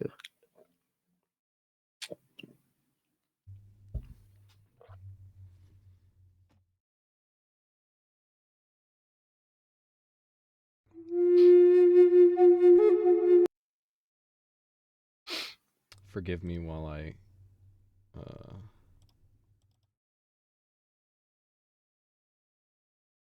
do the levels and things. Mm-hmm. So everyone, most of y'all probably already know at this point, but When Rivers Were Trails is a game by an all indigenous develop team. It is kind of the anti-Oregon Trail.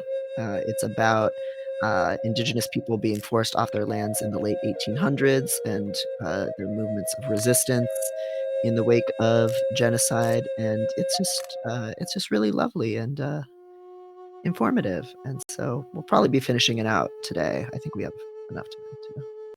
Yeah, Yeah, I think if worst case scenario, I feel like we if we need to go over like I don't know what your schedule is, but I feel like we could go over 20 minutes or something in worst case scenario. Okay, yeah. I think we only have like a couple more screens, if I Yeah, recall correctly. But I'd be surprised. We got about an hour and a half, so yeah, I'm good.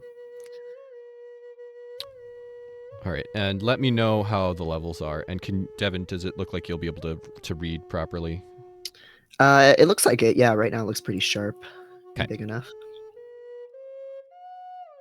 There's a grass fire in the distance before you. I did not look at our stat. Ooh, what's this? Oh my god!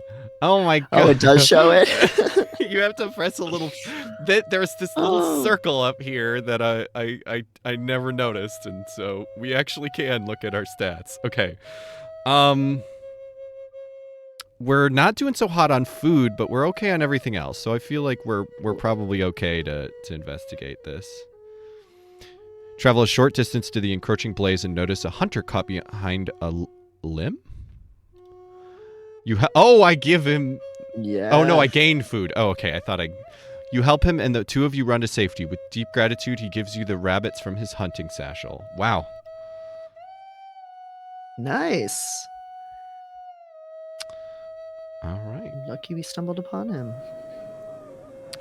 You fall asleep under the shelter of some aspens, hoping to get some rest before boarding the next train. You oversleep and wake up just in time to watch the train go by. You hear someone laughing behind you. Turn around. Turn to find a woman, likely in her 60s, standing there. She gestures for her for you to follow her. I love her pose, her stance. Oh my god, she's so funny. She's great. She kind of looks a little bit like Mom says it's my turn on the Xbox. Yeah. She definitely looks like the kind of person who would startle you when you turn around. Like, yeah. So good. Yeah, definitely follow this lady. A few minutes later, you're sitting on the dirt floor of a cabin, comfortably eating elk meat. And we got a well-being. Wow, thank you. She begins to sign, asking you a few things about yourself, where you are, and where you are going. I did not know that there was... I'm very curious what, like, Native American sign language is like, if that's what it's implying.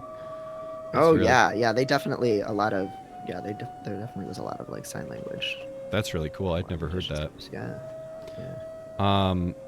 She's dressed in men's clothing, wears beat up moccasins. As the light fades outside, after gesturing for you to pause in the telling of your story, she goes to the back of the one-room cabin, bringing back 2 blankets. She turns the coals in the fire pit in the center of the floor, adds a few chunks of wood, and sits. She begins to sign to you again.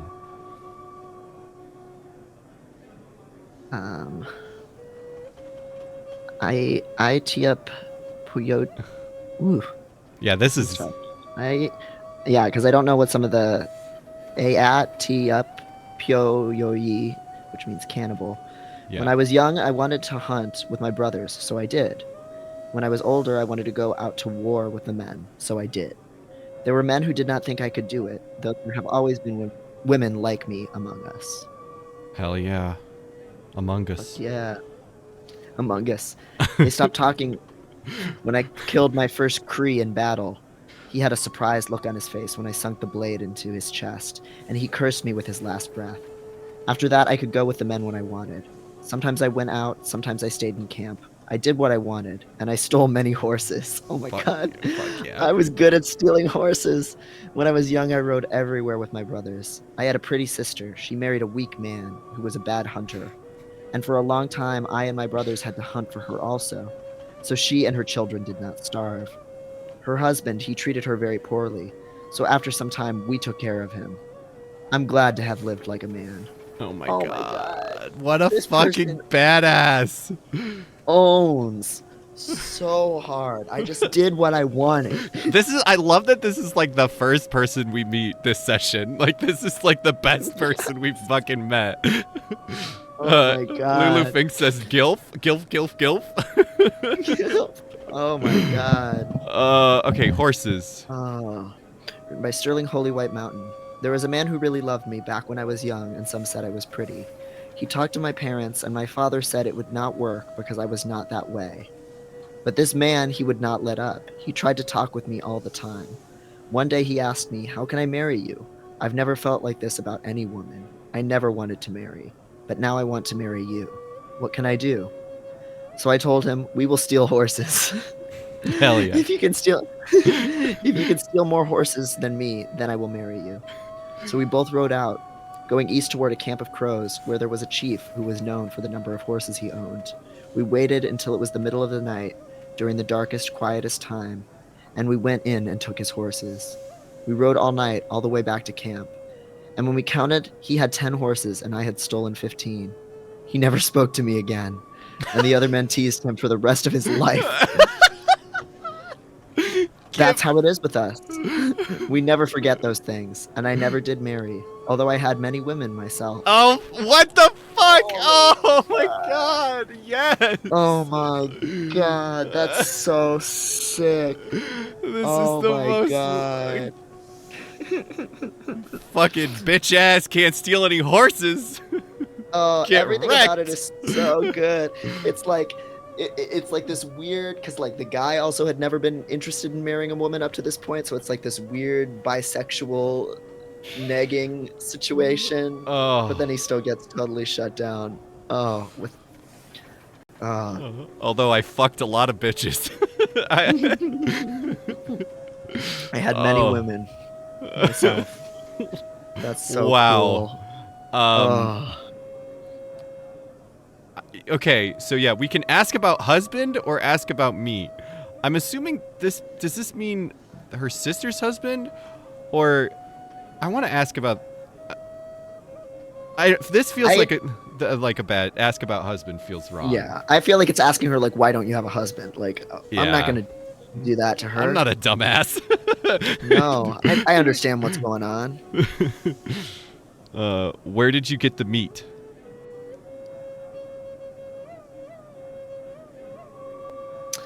This young man brings me food. He is my sister's grandson. He treats me really good. We never ate much elk when I was young, only sometimes. But with the buffalo gone, we eat whatever we can. You decide to go hunting for the woman to repay her for her generosity and her stories. Oh, and I get to do I get to do a gamer moment. Oh, this was bad. Oh, I fucked up. Oh no. I thought I'd be able to. I can't get that deer. I only have one more shot. Maybe I can get a rabbit.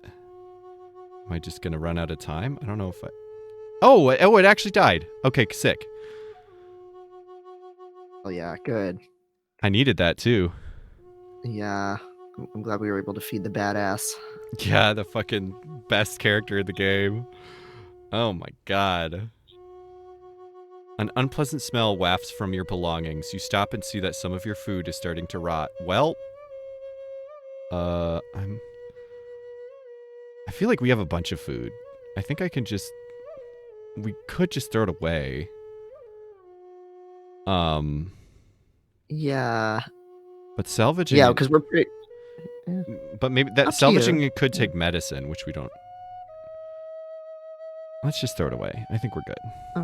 Okay, it's just one meat, but See a long path before you. Start walking towards another place. The original Colville Reservation was established in 1872, but relocated west merely 3 months later to open fertile farming lands to non-natives. Most traditional lands were excluded from the new, smaller reservation boundaries. After the passage of the General Allotment Act, the division of tribal land begins. Conversion to Catholicism has increased exponentially. The Yakima Reservation has been struggling to accommodate nearly 500 northern peyote who have only recently been allowed to leave the reservation, either to return to their homeland in Nevada or, as many chose, to relocate to the Warm Springs Reservation in Oregon, located further west on traditional homelands. all right.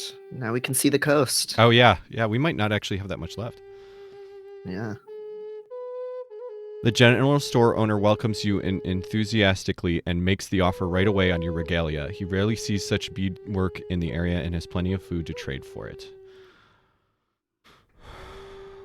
I think we're good on food. I think we can keep our shit. Yeah. No amount of food is worth giving up who you are. Ugh. Hell yeah. Makes me feel a little bad we did that before, but you know. Oh yeah. This time. This time I can't. Malaban, she says Paiute. Paiute. Great, thank you. Yeah. Paiute. A crack of lightning lights up the sky, followed by booming thunder and sudden high winds. I think we're still doing pretty good on food, so yeah, let's rest. Quickly take cover and tend to yourself as thunder rolls on. Okay. Got a well-being from it, so that's Yeah. Good. Your moccasins are worn down and your feet are bleeding. Rest or continue? I think we're doing pretty good. I think we can still rest. You tend to both your feet and your moccasins until they are mended. Carry on, leaving your feet exposed. Oh wait, what? That's weird. That seems like a glitch, right? I think that was a glitch. Yes, I think we got the negative, the negative from both options. For both. Yeah, there's been a couple of glitches like that, which is, it's okay. It's a small team. I have to imagine. The water is rushing with salmon when you reach Kettle Falls. A fisherman notices you as you approach. Fisherman: hey there, youngin'. You new around here? Ask about staying or gripe. Gripe is such a good... I love it. We are lacking in American culture, generic white American culture, like griping. Yeah, I mean, this is what the anime sickos talk about with complaining. It's the same. Griping is also, it's important. Yeah.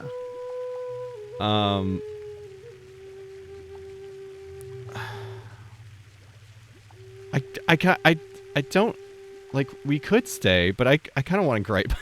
Yeah, Who's asking? Sure. Oh, okay. This is kind of confrontational to him. Okay. Yeah. The family who's watched these falls for 10,000 years. Do you want to fish or do you want to keep giving me that smart lip? Apologize. You apologize, but he doesn't seem convinced. The only way you can make it up to me is if you fish with me and share what you catch. That seems fair. That's fair enough. Kettle Falls by Tyrone Costin. Prior to 1942, the Kettle Falls fishery was a major trade hub for the Plateau region. During the salmon run, the falls could support 5,000 people between the Sinixt Arrow Lakes caretakers of the falls and their seasonal visitors. Kettle Falls was a 10,000-year-old fishery. Archaeological research has found trade goods and materials from all over the North American continent have been found at Kettle Falls. The fish were so abundant that early Europeans once counted 2,000 salmon being pulled from a single basket trap in one day. Wow. This abundance was ensured by the Sinixt people, who would not allow any unsanctioned access to the salmon or waters of the falls. This was enforced by the salmon chief, who would oversee the falls and tell Sinixt and visitors when to cease operations. Fucking salmon chief. What a fucking great... Yes. And this goes back to the honorable harvest idea. We were talking about braiding sweetgrass. Yeah.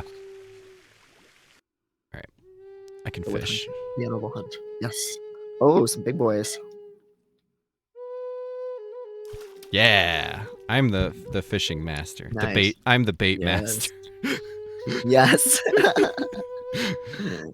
Really mastered that bait. Uh-huh.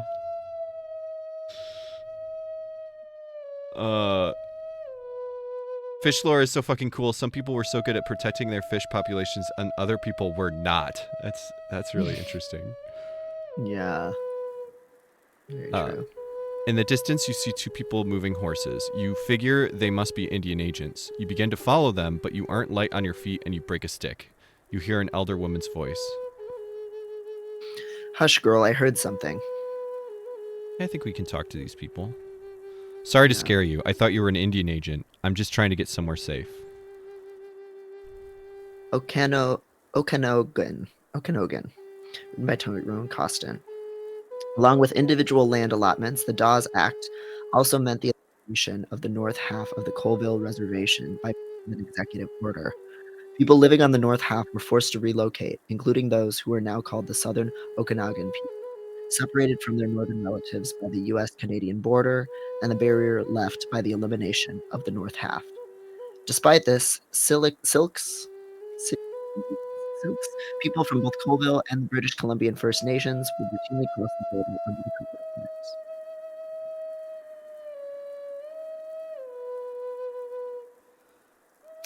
That makes two of us. Are you headed to Kettle Falls to trade, or are you just another one of those horse bums? I don't know what we need to do to help, but I think we can probably help. Yeah. Can you manage guiding a horse? 2 is too much for the girl, and I have to keep an eye out. Yeah. Oh, we got a wellness. You answer to the elders' needs and depart. That was great art, too. Yeah. I love the older woman looking back. While traveling the Ojai Flats, you come across a young girl who is clearly distraught. Tear lines streak her cheeks. She notices you and takes a step back. Yep. Are you one of them? I am not with them. Is someone trying to hurt you? I didn't see them. We were getting the groceries. Mom told me to hide in the bushes, and now she and Dad are... Why did they do this? Oof. Attacks by Tyrone Costin. Traveling tribal members were often victims of deadly attacks. The granddaughter of Chief Moses, a Sinkusi Colombian chief, also known as Sulkthalf Sokum, was the sole survivor of one of these attacks when her family was traveling to buy groceries and dry goods for the camp. Is there someone who can take care of you? My grandpa has a camp down the road. We were supposed to bring the buckboard there. Can you take me? Yeah, we don't even get an option to not do this, which Yeah. which I appreciate. Like, you're not a monster. You're not going to say no. No. You help the young girl reach her family members in Nespelem. When you arrive, the girl rushes ahead of you. Grandma, I'm home. Nespelem. The Sinkuse, finding themselves on a reservation full of enemies, invited the Walawa Nimipu to live with them in the Nespelem district of the Colville Reservation. Due to the fact that both of these tribes had been enemies of the other reservation inhabitants, they formed tight-knit communities, often taking the form of traditionalist camps that were predominantly Sinkuse and Malwaba.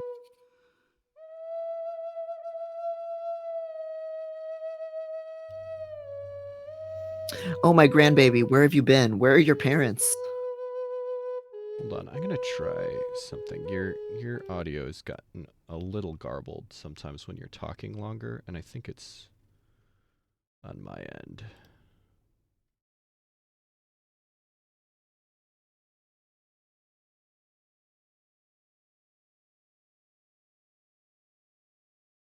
Let's try that.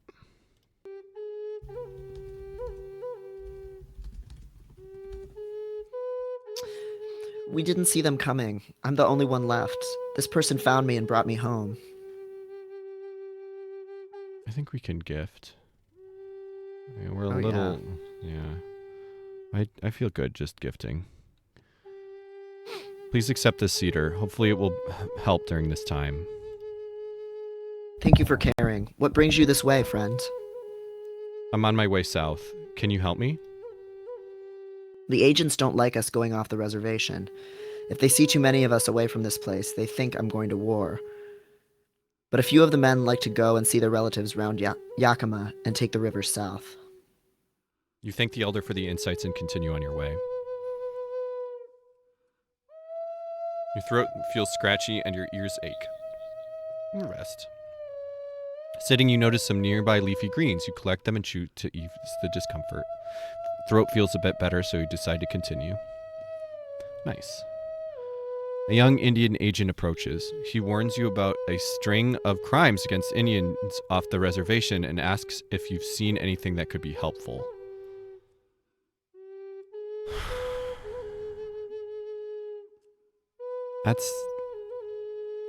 I feel like he's probably just lying, right? Yeah. Yeah, I feel like. And I don't know what cooperate means. Hmm. Yeah, Um, I'd say a cab on this. Yeah, that's probably even with the slight chance. That's probably the clam up, not trusting his intentions. He grows suspicious and tells you that his fellow agents will be keeping an eye on you. Well, fuck you. Yeah, well, fuck you then. Watch my ass. A woman approaches and asks if you'd like to trade. She's collected more than she could use for her family. If you lack, she'd like to help. What do we need? We need medicine quite badly, and we have food. So yeah, let's do that. Oh yeah. You explain you have a need of medicine and will offer food for trade. With a nod and a smile, she accepts the trade and exchange is made. Nice.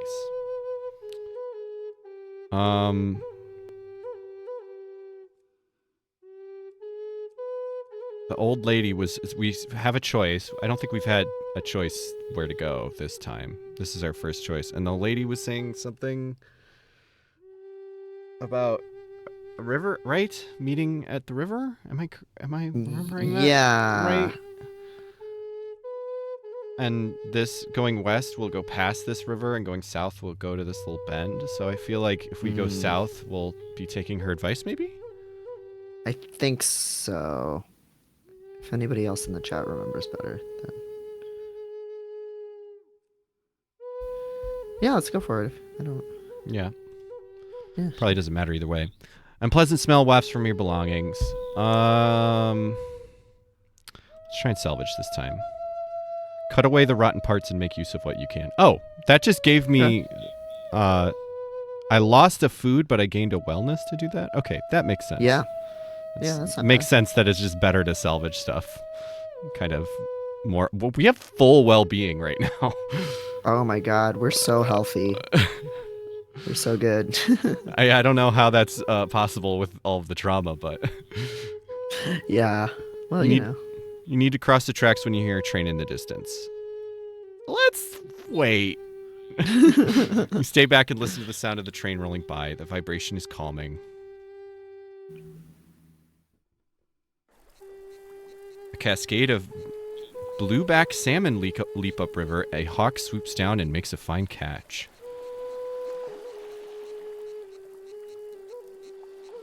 I mean, we could fish, but I'm tempted to just observe and see what happens. Because we're okay on food. Sure. You appreciate watching... Well, probably should... More. I have too much abundance. You're doing so well. I'm wasting well-being. There's well-being laying on the ground rotting now because I couldn't fit it in my bags. I think it's just an internal, things you couldn't be handling this any better than you are. Yeah. Which is great. While walking along, you accidentally step on a wasp. It stung you. Ouch. You're slowed down as you continue on. Well, okay. Fair enough. Making your way south, you rest near a fork in the road. You catch a glimpse of something moving to your right. Upon closer inspection, you see two women approaching you, notably in settler clothing. I don't know if I trust these conformists. Yeah, are they about to talk to us about Jesus?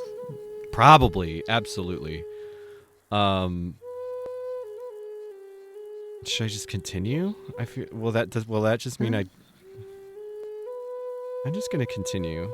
See what happens. They hold their hands up in peace, and and said, good evening, will you come with us and hear our story or something like that? But it looks like no. Looks like the answer was no. We did not trust like that. Yeah. You follow the Oh wait, no, there they are. Okay. Oh, okay. You follow the sisters through the brush and underground to a clearing. Your job is to alert the sisters if the night watchman walks into the field where the canoe is stored. The canoe is in the work shed. Oh, okay. Apparently we're collaborating on stealing some shit. Sick.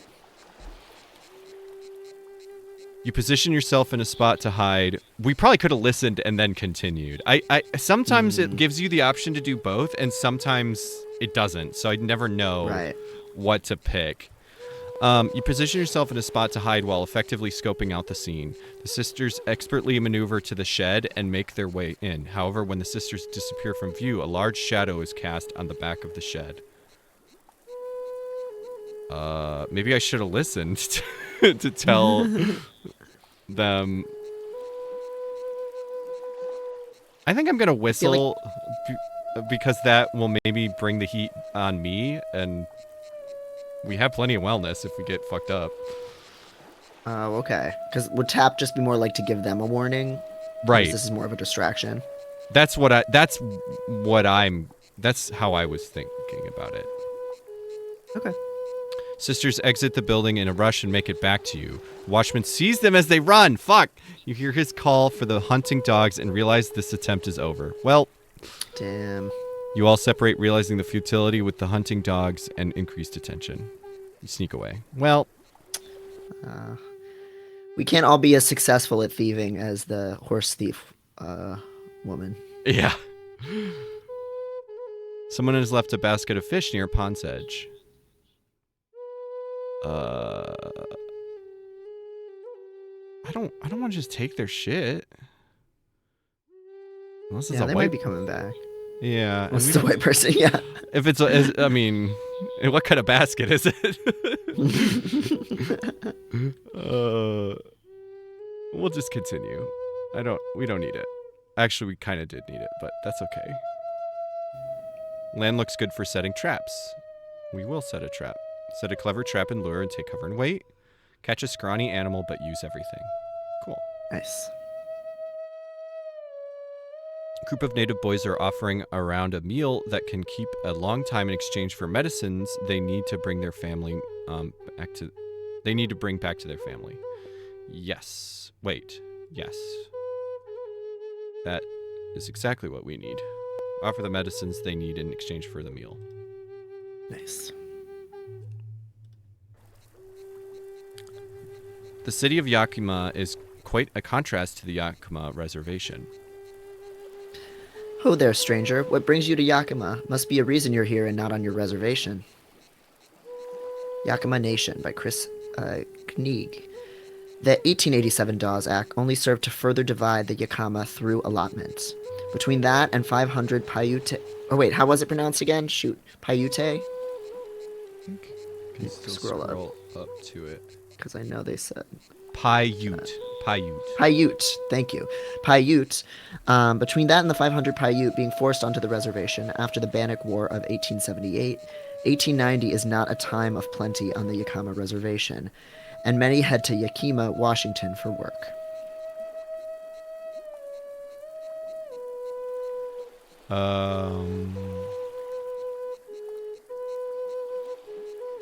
I don't know if I trust this. Is this a white dude? I don't think so. No, I don't think so. He's kind of questioning me about not being on my reservation. Yeah. But I guess we'll talk to him. It seems there's nowhere to go but further west. That's a common problem around here. You're welcome to join me and my grandfather for dinner on the reservation. Okay, cool. Enjoy a nice meal with the man and his grandfather. Oh, okay. You overhear a young man and an older man caught up in an argument. Grandfather, they used to try to rob us of who we were by pushing all our tribes together, and now they're trying to tear us all apart.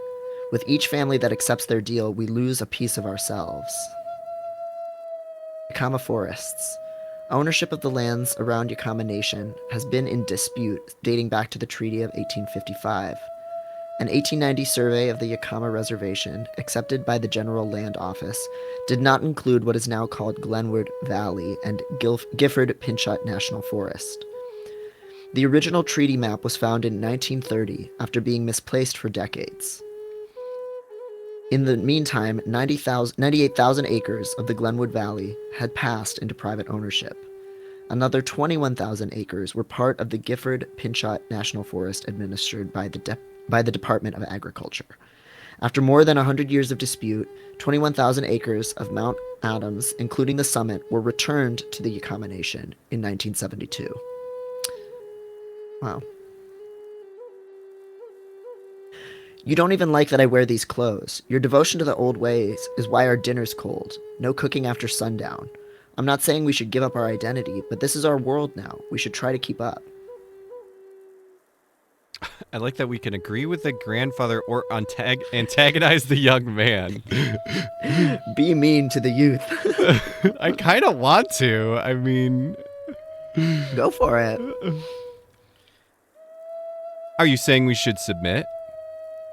It's not that, but to settlers, owning land is everything. It makes you a person in their eyes. If we had a farm, maybe we wouldn't have to compete for our food.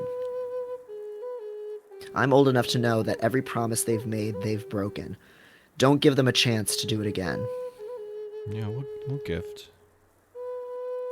Thank you for giving me a place to stay for the night. It's not much, but please accept this asima for your kindness. Thank you, friend. It's not every day we have enough to share, but it's our pleasure to share when we do. My grandson and I will be heading to the river to fish. You would be welcome to join us.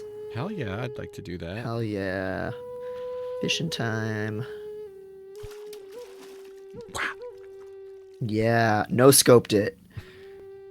That's 3 fish per fish. Got so much fish. Yes.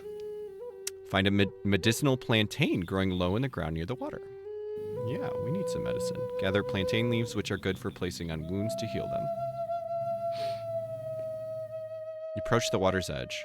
The water is rushing quickly. Canoe time. Oh, hell yeah, canoe game. Oh, lots of beaver action out here today. Oh, God, oh, what? Shit. Oh, shit, they're gonna get you. Oh, no. Oh, God. They're trying to... Oh, God. Oh, my God. These beavers are crazy. Oh. Oof, here we go. I can't believe I avoided those beeves. Tensions are high in Oregon as northern Paiute are forcefully relocated to the warm springs and must face past conflicts between the Tenino and Wasako tribes. Recommendations have been made to the United States government to relocate the Warm Springs Reservation to another more fertile location and to abandon and sell the land.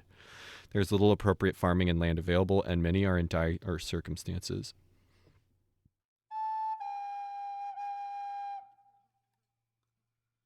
See the sun getting darker. It's an eclipse. It will be hard to travel for a few hours. I think we gotta fucking be a Play gamer. games. We gotta play games. Yeah. We gotta be a gamer. Play some card Yeah. games by yourself by firelight. Oh, no deck builder minigame, unfortunately. Native woman is foraging for medicines. Listen. The agents are giving... Oh, sorry. Go on. No, go on. The agents are giving all the good land away. They are selling it to the rails and the mines. We got a little medicine. I think we can gift. Offer medicine for her troubles. She thanks you profusely. Found a hunter's snare with a squirrel that has long since stopped struggling. The hunter is nowhere in sight. Let's wait. Wait for the hunter to return. When they do, they share with you that they have been setting up snares since their community nearby is struggling from the rerouting of fish. Nice. While trying to get some sleep by the water, you are woken by a sound. Oh, yeah, I'm not going to ignore a sound. Hear the song of frogs. Their quiet songs lull you back to sleep. Oh, that's so good. Frog alert. Oh, that's really good.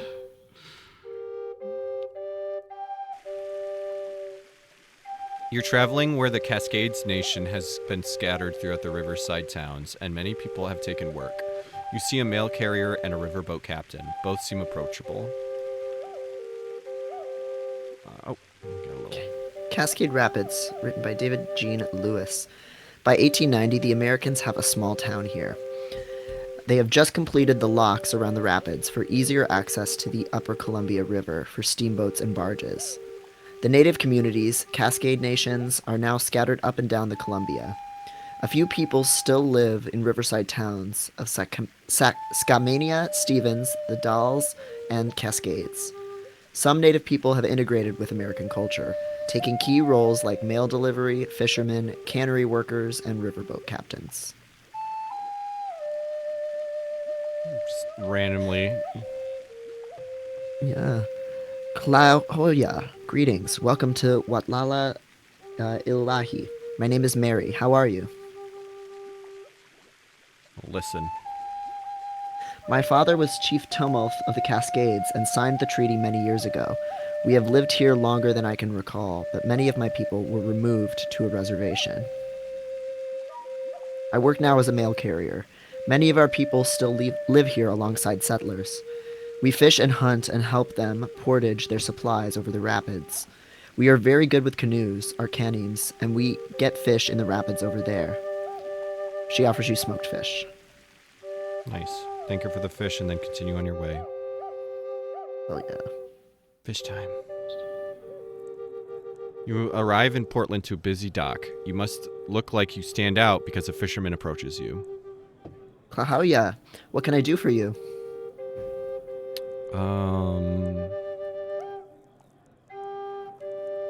I don't want to fish for fish in return for medicine because we're kind of low on medicines. Let's just listen. Masi. This is a Boston village full of white Americans. My father was white and my mother Clackamas. These docks have now become very busy, and I always have plenty of work unloading and loading ships. Ask about travel. What can I do about traveling south to California?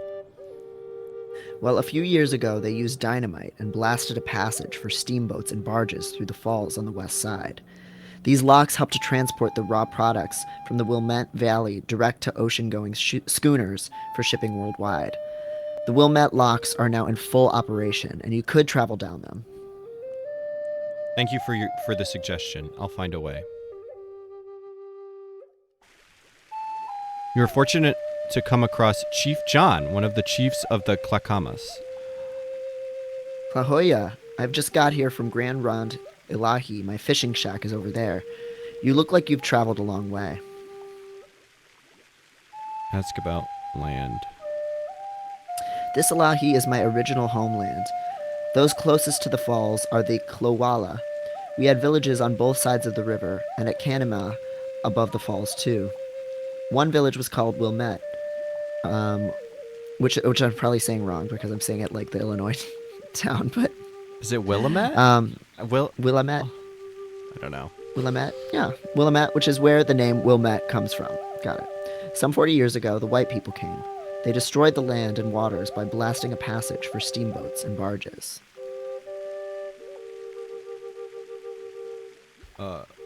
Willamette. Willamette. Okay, thank you. We're kind of low on medicines, but I think we can do it. Offer Chief John Asima for his troubles. Well, I didn't need well-being. It was a bad trade. Yeah. Oh well. Willamette Falls. In 1890, Willamette Falls is a major industrial location in Oregon. There are grist mills, paper mills, woolen mills, and lumber mills on the east side and power generation on the west side. The lock had been blasted through the west side of the falls in the 1870s, and the locks would be a major feature in helping to get boats, steamboats, and barges full of passengers and goods from the lower river to the upper Willamette River. The tribal people who lived at Grand Ronde have a small longhouse near the falls. Chief expresses his appreciation before you leave, I think. See a rugged-looking farmer in the French prairie of Champoeg. He notices you and ushers you over. French Prairie by David Jean Lewis. The French Prairie is full of farms, wheat, corn, and hops, and there are some small towns with docks for shipping. The location is a former Kalapuya village and a former early Oregon settlement, both of which are gone. Some native people married into the local farmers. Many farmers are French-Canadian who married native women. Native people also help harvest many of the crops, traveling from the reservations to help. I think maybe I can just always say listen first, which I haven't been doing. Maybe. Louis Labont Jr. This whole land is full of farms. We grow all manner of agriculture. Then there are many cattle and sheep ranches. John Minto, a famous American, brought merino sheep here years ago, and now it's one of the best products we have. The Kalapuya people once lived in villages along the Willamette River. One of their main villages used to be right here in Champoeg. They live a little above the river so that they would not be flooded. The Americans built their first town right on the riverbanks. In 1860, it washed away by a 100-year flood. The town is gone and was never rebuilt. Champoeg signed a treaty and was moved to the Grand Ronde Indian Reservation in 1856. They returned to this valley each summer to make money by helping harvest the many crops. I have many family members living at Grand Ronde. I have signed papers and pledged to become a citizen, but the paper has no power over me, and I still remember all of my culture. Merci. May we all remember that. Yes. The paper has no power over me. That's right. Manifesting. I guess can go west or east. Let's go west. Come across a starving elder who is unable to relocate with his nation. He desperately needs food and offers medicines for trade. Yes, we can do that. Trade away as much food as you can afford to. You approach a group of Kalapuya at a trading post on the Grand Ronde Reservation. There are a few young men, one older woman, and 2 children. You see commodity foods from the government and a few fish. Kalapuya by Joel Southall. In 1887, the Dawes Act became law and divvied 270 allotments, totaling slightly more than 33,000 acres among individual native people of the Grand Ronde Reservation. With these allotments came a provision that allowed the lands to go from federal trust status to private ownership after 25 years. The stated purpose of the act was for the native people to learn agriculture. However, the result of this action was the transfer of major portions of the reservation to non-native ownership. People were not allowed to leave the reservation without traveling papers, and, as members of at least 27 different tribes were moved here, the Kalapuya were forced to live among historic enemies.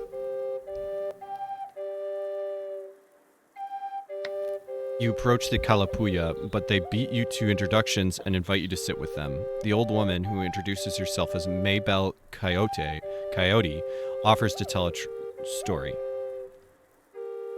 You and the Kalapuya decide to listen to the story. It tells of a hungry but clever coyote and his anger at the sleeping cougar for eating all the surrounding food.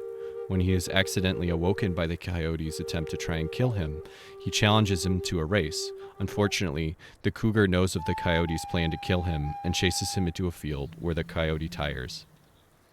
She says we all know how this ends, and to make sure you always help someone in need, no matter how foolish they may have been. You decide to leave the trading post, but the old woman stops you. Old woman, please help me. My husband has disappeared. He went south to the land of our Piyu Kalapuya ancestors. If you go that way, could you help him? I do not think the government gave him permission to do this, and I do not know if he intends to return. South. South is the direction we've been asked to go. Okay, yes. Shopkeep, hey friend, I know you're not of this place, but I can tell that you are with the resistance. That man she wonders about is her husband, John Coyote. He is important in the resistance, and will tell you how to get where you need to go. It's fucking straight up John. What is his name? The Terminator? John. I can't remember. It starts with a C, right? It's similar. Anyway, you guys get the joke. You know the joke I'm trying to make. Yeah, JC. Okay. Well, we don't have a choice anyway. We're going south. You're walking in Kalapuya territory, which is known to be tense from the removal of communities due to allotments, when you come across a man who is cautious of you and snaps, What is it you want? Talk about Maybelle's husband. Maybelle sent me looking for her husband. John Coyote. Ah, then you have traveled far to find me. I am visiting the land where my people lived before the Treaty of Dayton. The government promised protections from settlers, but you know how promises go. It is no matter. I will be with my ancestors soon. I'm guessing I know what he means, is that he's gonna die. Maybe I'll talk about his wife. Maybelle is worried about you and hopes you will Oh, shit. Well, okay. While traveling, you happen upon an old decrepit wagon. Seems to be a relic of days past. Let's look outside first. Find nettles growing around the wagon's remains and carefully gather them without getting stung. Oh, okay. Oh, I think there was a thing to read about nettles. I don't know if we'd read that. Sorry. You see a Hannes Coos woman, Spider Woman, digging for roots near the spruce trees. She reminds you of one of your relative who knows about swamp medicines, the one who you know not to mess with. River Medicines by Sarah C. Stream. Winkas Humis is a Hannes Coos weaver. Her husband, Qualeg Ilweches, is a Chinook carver. They met as children during a summer solstice ceremony in Coos Bay when the Chinook people were visiting. They have 4 children and live in a plank house in Jordan Cove that her family has been living in for thousands of years. Throughout the year, they travel around to different locations in the South Coast region to gather different resources when they come in season. Every 5 years, they travel by sea to visit his family at the mouth of the Columbia River.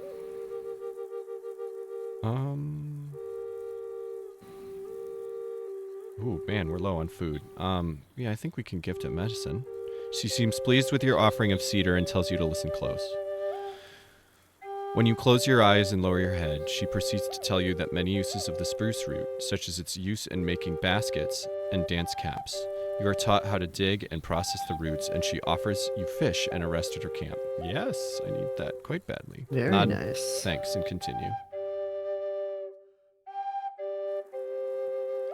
It seems that you've found Spider Woman's camp while she is busy cooking. You notice a rather threatening-looking dog accompanying her. Yeah, we can gift. Approach with an offering of medicines, but the dog growls viciously at you before you can get any closer to the camp, causing you to drop the offering. You attempt to explain that you only wanted to offer her medicines. Thankfully, she decides to replace your medicine with Mayatsu Akalkwasi, the mouse frightener, or rat frightener, Oregon grape root, which she was cooking.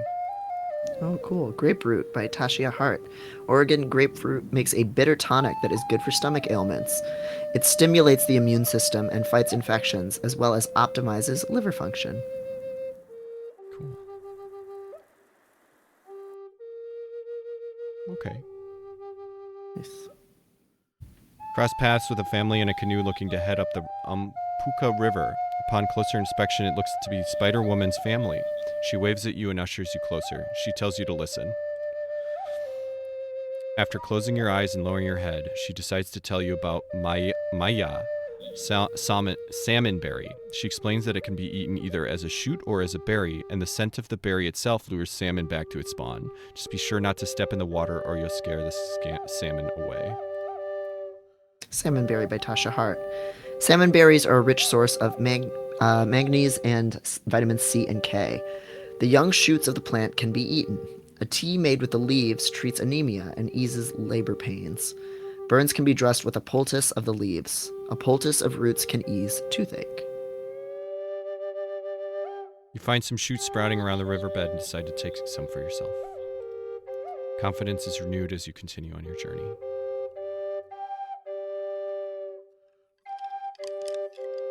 After heading up the Pukwa River looking for salmon, you cross a fish camp. You see Spider Woman's family in the distance as she ties bundles in her canoe. I fucking love her expression here. We keep running into Spider Woman. She's really... I do love her. It's a fucking great name, too. Yes. Spider-Woman offers her family to cook for you a nice meal of nettles and salmon, but you must return the gesture by gathering plants. And we can gather nettles or we can gather skunk cabbage. Oh, let's see about skunk cabbage. You think she has said to gather skunk cabbage, so you head to the river. Unfortunately, the family needs nettles for fixing their net. Finds your mishap amusing and decides to let you stay for the cold night, but only if your nickname becomes skunk cabbage. Oh, yeah. They said not to be messed with. Skunk cabbage is a pretty good nickname. You created the absurd nickname largely because you need to stay the night or something?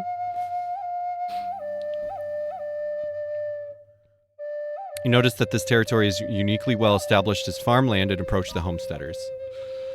Skunk cabbage, yeah. Skunk cabbage in the chat.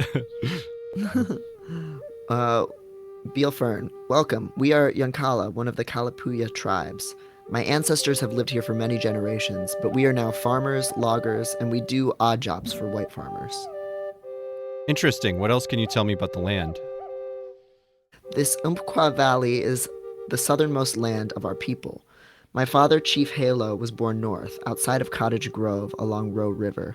The Umpqua River winds through the valley and is a good fishing river. Many tribes used to come from the coast to fish up here. Now they are mostly on the reservation. We live at the Applegate Ranch. I know I shouldn't make fun of native names, but Chief Halo is that's what my mom thinks. Oh, like video game? That's what my mom thinks Master Chief's name is. I'm sorry. Chief Halo. Cowboy Bebop at his computer. Yeah, I'm sorry I had to. Ask about Applegates. The Applegates are a settler family who we are great friends with. Jesse Applegate is a good writer. But they employ us to run their farm, and they protect us from the government. They stopped the government from removing my family in the 1850s. Applegate family. Applegate is a prominent settler family with many people. By the 1890s, they are well spread out, but maintain friendships with local Kalapuya tribes. They had been friends of Chief Halo, who died a few years ago, and now his sons, Beal and Sam Fern. They work for the Applegate as ranch hands in a good relationship. The Applegates shielded them from being removed from the Grand Ronde Reservation in 1856, and thereafter maintained a friendship with the family. Yeah, good Applegate keepers. Give Beal Fern a farewell. Since I just watched Killing of the Flower Moon, I'm like, no, you can't trust them. God, was that? Did you like that? You can't trust them. Brief aside. I mean, it was good. It's very, it's pretty devastating, and I can understand some of the critiques that indigenous people have had of it being kind of indigenous woman trauma porn in some ways. I think it's a real event, so it's like cool to learn about, but it is like, whoa. Yeah. But it was well done. Like, it was cool. But yeah. Heavy. Yeah. You find a train heading south. You get on the train. Conductor informs you that you are only allowed on the flatbeds or the roof. I think we went flatbeds before, and that sounds less scary. Take a bumpy ride on the flatbed. All right. After signing treaties in 1864 establishing the Hupa Reservation in traditional lands in California, the Hupa remain one of the few tribes that have not had to relocate. The Klamath have established a flourishing economy of forestry, carpentry, blacksmithing, and cattle ranching. Well-established traditional paths have led to thriving trade networks between tribes, settlers, and corporate interest. Traditions of horsemanship help foster this economy.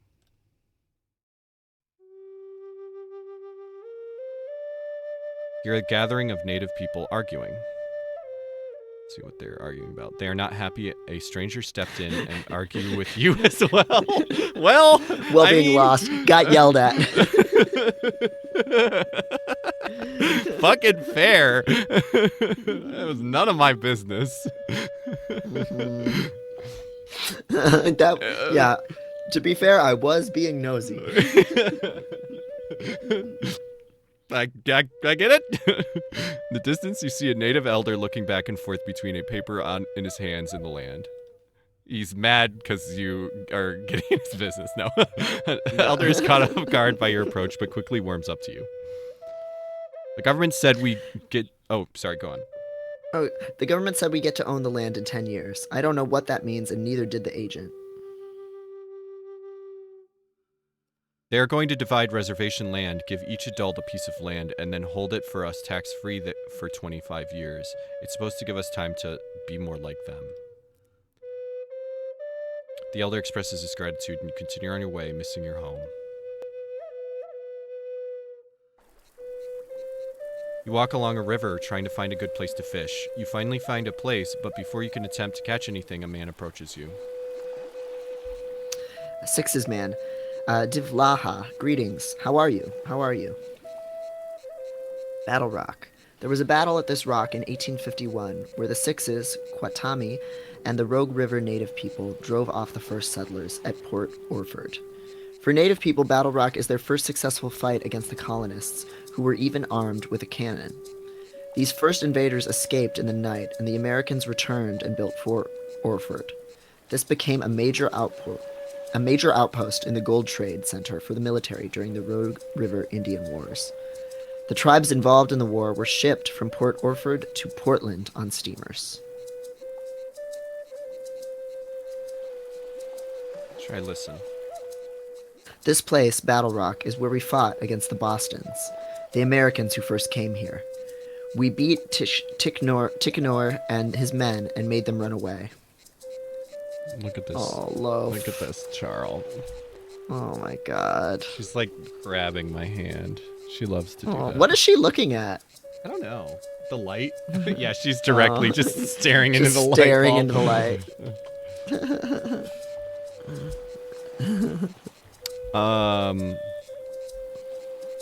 Ask about community. I'm headed to California. Who are the people that a ways? There are still a few of our people at Brookings. They are well-to-do Indians. There is a big village at Smith River in California. I think they are running a fish camp now.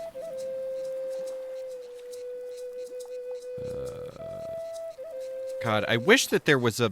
I wish this game was a little... There's like a few things that I wish were a little different. And I feel like I never know when I'm choosing things, like what is a thing I can... Like when I can choose everything and when like it's going to be a decision. Yeah. That's my one. Yeah, usually it moves you forward, but yeah, sometimes it doesn't. I think listen, I can always listen is what I'm realizing. Fine at the end here now. I think I can always listen and they'll just talk to me. But yeah, I think like are these different? I guess I'll just talk. I just got done logging here in the Coast Range. I need to catch some fish here on the beach before going home. Want to bring your net and join me? Yeah. Hell yeah.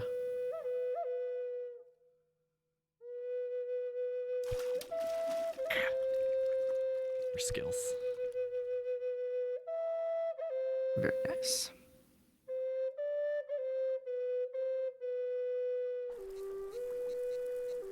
As you quietly make your way through the woods, hunting for easy game for the night, you come across an otter thrashing about in the water. It's got a large fish that is trying to pull to the bank. You think that if you act now, you could shoo it away and capture the fish for yourself. I don't think I can steal a fish from this cute otter. Yeah, we don't need it. You decide to sit and watch the otter for a while instead. As you watch, you notice some rustling bushes near the shore by the otter. Intervene? You become suspicious of the rustling and decide to play your drums and make bear noises to flush out whatever is hiding. Turns out it was a cougar that had been hunting the otter and you just ruined his plan. Wow. You make escape before the cougar decides to head your way. Yellow dandelion flowers are blooming in clusters near the water. Yeah, let's gather some of those. Gather dandelions. Dandelions restore energy and vitality after the hardships of winter. They are a blood purifier full of vitamins and minerals. Young leaves and flowers are eaten fresh. Older leaves are cooked to reduce bitterness. The roots can be made into a caffeine-free tea that is similar to coffee. The leaves and flowers are boiled together and applied as a poultice that reduces arthritis. I always wanted to like, cause you can like just eat them too. There's like a lot of stuff. I've always wanted to do that with dandelions. the greens. I love dandelions. Yeah, and I learned from Melanie, who works, in forest reservation stuff, preservation stuff, that dandelions are like a benign invasive in like a lot of areas where it's like they've grown Oh. into areas where they weren't native to, but they're still good for bees, so Interesting. they're good to have. Interesting. Like, yeah, even though they've moved different places, like. And they're just pretty. Yes, they're very cute. You have the opportunity to exercise your tree rights by setting a trap. Yeah, let's do that. Carefully set a trap and wait in hiding. Patient pays off and you catch a small animal. Nice. Winds are picking up and you resiliently trudge onwards until you come to the water's edge. A woman greets you kindly. Chetco Jane, Devlaha, greetings. Welcome to Chetco, which is called Brookings now. I am a survivor of a great injustice to our people. They tried to kill us all off by burning our villages, but I escaped. I would have gone away with the others, but I found a white man to marry so as I could stay on my land. I now live near the family cemetery and protect my people. Chetco. The estuary of the river had 2 native villages, one on either side of the river. In the 1850s, an American wanted to build a town here to serve the gold miners inland, and hired exterminators, men from California who had already committed genocide on the Tolowa people, to kill all of the Chetco people and drive them away. One day, the exterminators purchased all of the guns from natives nearby, and early the next morning they set fire to their houses.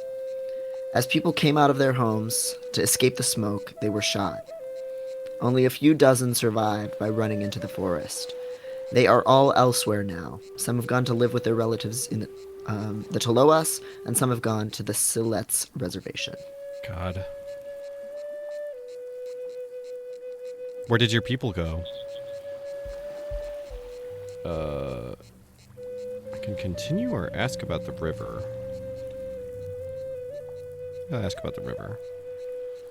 You know that river is named after Jedediah Smith. He and his men were nearly all killed on the Umpqua for what he did. He came right here down this beach with about 200 horses and would not give our headman one as a gift. He deserved what he got. Chi, have a good walk.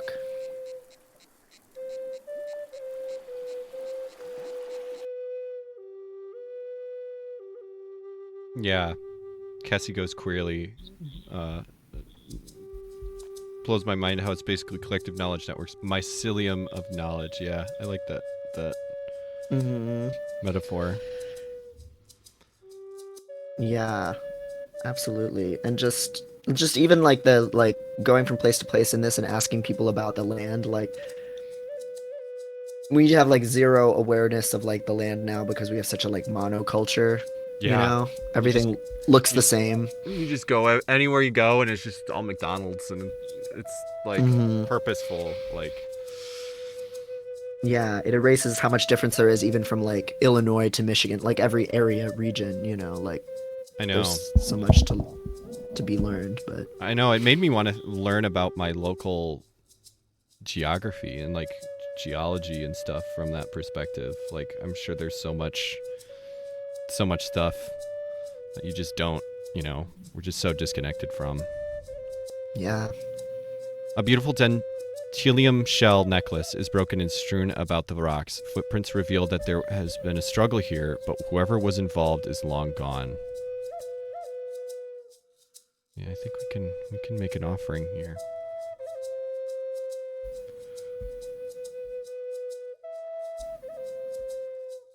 Yeah, a couple related papers assigned for school, said Allie. Yeah, it might be something cool to put in the Discord if people are interested for Native Perspectives Methods of Therapy. Lulu thinks says an environmental history of Latin America by Sean W. Miller is my favorite book and not as dry as it sounds for environmental history. Yeah. Cool. Offer. You offer SEMA for the well-being of whoever struggled. You continue on your way feeling concerned. You are walking along the beach where you see a man tossing and dragging a net in the waves. You make your way over to him, Joe Lopez. Tivlaha. I've been fishing for surf smelt for about 2 weeks now on Indian Beach, and now I'm ready to go home. I have to prepare for the shaker ceremony tonight. Smith River. This is the native village of Hawanquet, and across the river is the origin place of Yantucket, which was burned in the 1850s. The Americans from Crescent City committed genocide against the Tolowas at least 3 times, killing some 1,100 people. Tolowas were imprisoned for a time at Battery Point Lighthouse. The federal government sought to remove them completely and moved their people to Siletz, to Klamath River Reservation, and to Hoopa, and every time they came back. They had the rancheria at Smith River, but it was also terminated. Now some people live at Hawanquet and some live on the island in the middle of the river, which is eroding away and will soon be gone. Those on the island greatly fear the Americans, who have attacked them many times in militia raids.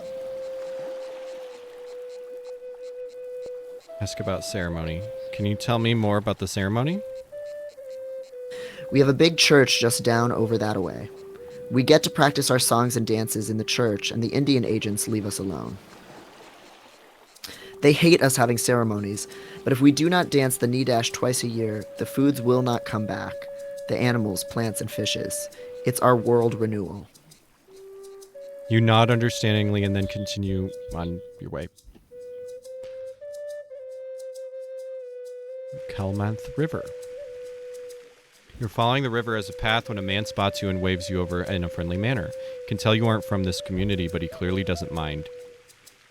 Fisherman Norton. Oyukwi, welcome to Rekwa, the center of the Yurok tribe. We used to have a reservation here, but it got flooded out. Now we have this small village left, and many people were moved to Hoopa Reservation.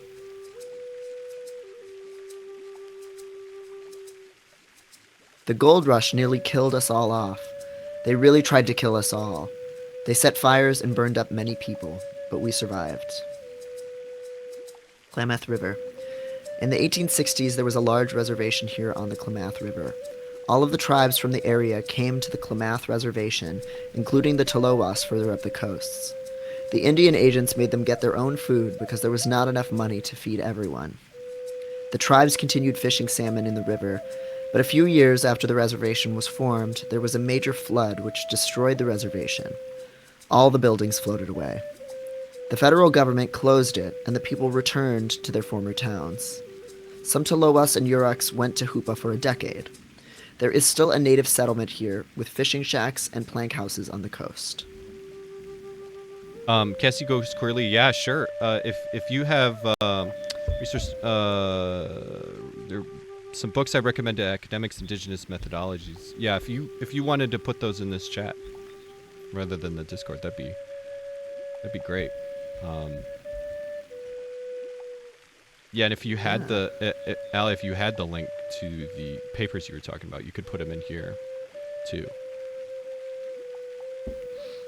Yeah, and then otherwise on the Discord, just in like the stream discussions channel, or if there's any of the other channels, those are just kind of like subtopics to filter things. Yeah, the stream discussion would be a good place to put it, but it's not a huge deal. Yeah, it's not a big deal. Yeah, so you don't have to be too worried about it. Yeah, we've only banned Discord 5 people weird, for posting for thought crimes, posting in the wrong channel. Callisto goes hard. Yes. Not really. We're lying. No. Yeah, it's cute. Pretty chill mostly. Gold Rush. Thanks for being here, smallest deer. Yeah. Yeah, we already read this. Yes. What do we have? Yeah, I think we can gift. Having no words, you offer a Seema. Damn, I just need to. This is why I wish I.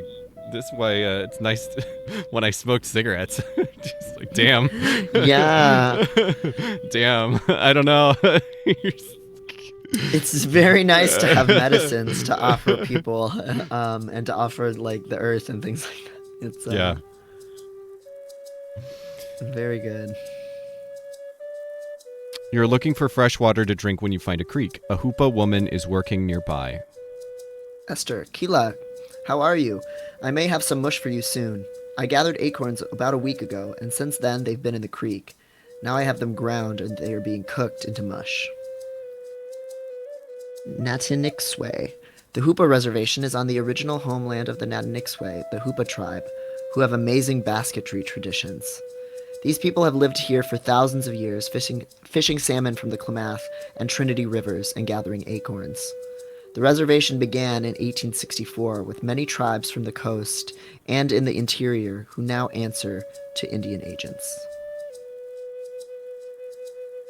Ask about the acorns. Why were the acorns in the creek? Because they are very bitter, and the clean creek water will leach out the tannins. The mush is now very tasty, and I add a pinch of salt to spice it up. You could try some if you'd like. I would like to try some. After trying a spoonful, you remark about its rather bland taste. Perhaps more salt would help. Esther isn't pleased by your hesitation. If you're not used to it, it can be different. Would you like a bowl? Yeah.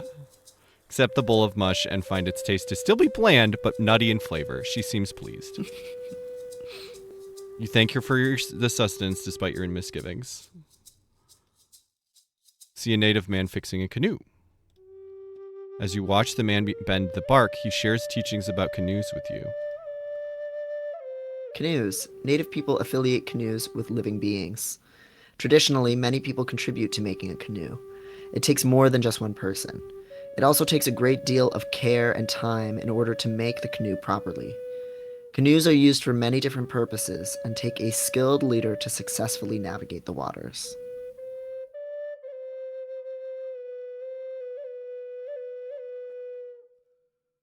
A crowd of settler families gather around a train car. A black man attends to them. He carries their heavy suitcases into the car. He smiles at all of them and helps the women up the stairs. You watch the man. Some of the passengers look at him. Some do not. Some of them give him a tip and call him George. Most do not. He never stops smiling at them. He does not get on the passenger car. Ask about work. You wait until all the passengers are on the car to ask George about his work. He nods hello and smiles at you, the same smile he gave the white families, and tells you his name isn't really George. He explained that he is a porter, and all the porters get called the same name.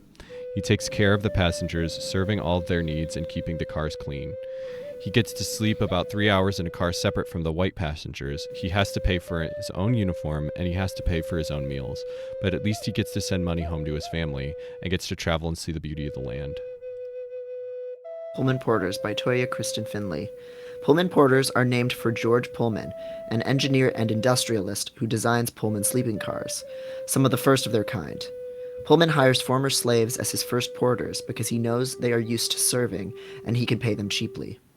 Porters come to be called George after George Pullman. Pullman porters are an important part of African American society. Through their extensive travels, they are able to share their experiences and knowledge within their communities. Man, that naming, just calling them all by the name of the inventor of the car, that's really so gross. fucked up. Yeah, there's a lot of gross So- shit, and that's particularly gross. Yeah. Another family gets back to work. A man is working away and is rather distracted when you surprise him with your arrival. Tom, hi, yes. Welcome, stranger. We are the Satsi people of this place. That mountain, the great Mount Shasta, we call Wayeka. The people have villages all the way in Oregon and down to here, and now we are a number of small communities. We used to have a reservation, but it closed. We now work to feed ourselves as farm workers for the Americans within our own lands. Shasta. Mount Shasta is a boomtown area where gold was mined extensively from many river basins. Some of the Shasta people were in Oregon at their northern tribe and removed to Grand Ronde Indian Reservation, while others remained in the area and blended into the local community. They are the people of Mount Shasta. They tell the story from a long time ago of the two mountains who had a fight, Mazama and Shasta won, blowing the top off Mazama, which then became Crater Lake. They tell the story like they saw it happen. Their original name for themselves was the Satsi or Susti, but the Americans now call them Shasta. I did see it. Yeah. Ask about work. What are you doing there? I am making pine nuts for a necklace. You have to sand down the ends and poke out the insides, the meat of the pine nut. It takes a while, but the pine nuts taste good and look good as necklaces. Where do they come from? They grow on the digger pine trees. See those dusky blue trees over there? They grow on those trees, and they don't have many in Oregon. They are growing all along the Sierras and up by Mount Shasta. Be careful because they have huge spines, and if one hits you in the head, it could easily kill you. We don't sleep under those digger pine trees. God damn. All You right. nod and continue on your journey. It'd be a shitty way to I go. do love a Yeah, I do love a pine nut though. Those are so yummy. Traveler approaches and asks you to share your medicine in exchange for food. Oh my god, we're just straight up out of food. Yes, please. Yes. Oh wait, Did it medicine for food. Yeah. Yeah, so why did the food go down on the symbol? I think it fucked up again.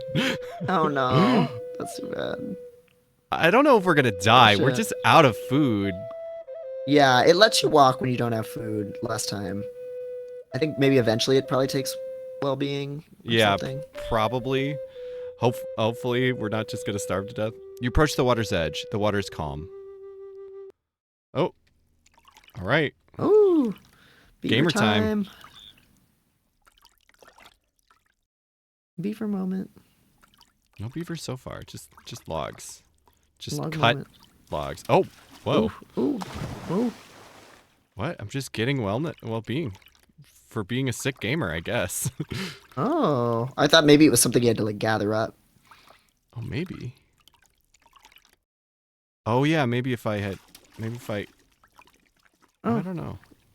Yeah, unclear. So we're already maxed out on well-being, right? Yeah. By We're so 1890, yeah. By 1890, the United States government had discontinued many smaller reservations in Northern California, leaving many tribes landless. Earlier attempts by non-native settlers, along with the disease brought in by the gold rush, have left many tribal populations in the area decimated. Many groups have established or joined in existing rancherias, working as cheap migrant agricultural labor. Returning home during the off-season, many struggle to maintain cultural traditions. Snow begins to fall gently over the peak of the mountains. Yeah, I mean, we have medicine. You bundle up and stay warm where you can build a fire and warm up medicinal tea. You feel extremely thirsty and continue on in search of water. You manage to find a shallow source, but the water looks questionable.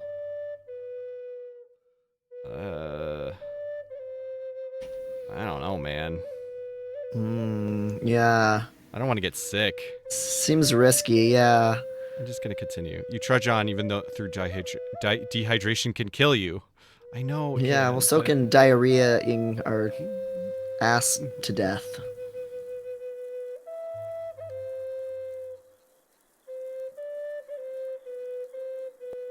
Thank you for throwing all these links in here. Yeah, thanks everyone. You're walking near a humble home when a man welcomes you. Wintu man, Ayuki, welcome. You must be the traveler from the east everyone has been talking about at the factory. I heard about you from my brother. Let's trade because we're about to starve to death. Yes. Oh yeah, no, Bougie. Sorry that I missed that read. I was reading the chat. Oh, it's okay. I was also distracted. I think I just read it because I didn't realize he was saying it to me. It seems my story has arrived ahead of me. Are there any local trading centers where I can exchange my goods? Sorry. Arcano's clover harvest dancers are happening soon. My wife has made me some acorn bread. Perhaps we can trade? Your foods will make a great addition to our feasts. I don't see the need to trade food for food. We'll be on my way. There's a small but apparently deep stream before you. You see a fallen log lying across the water that might be a good place to cross. Look. Check out the log before you cross and notice it's hollow. Inside you can see what appears to be a sleeping snake. Ooh.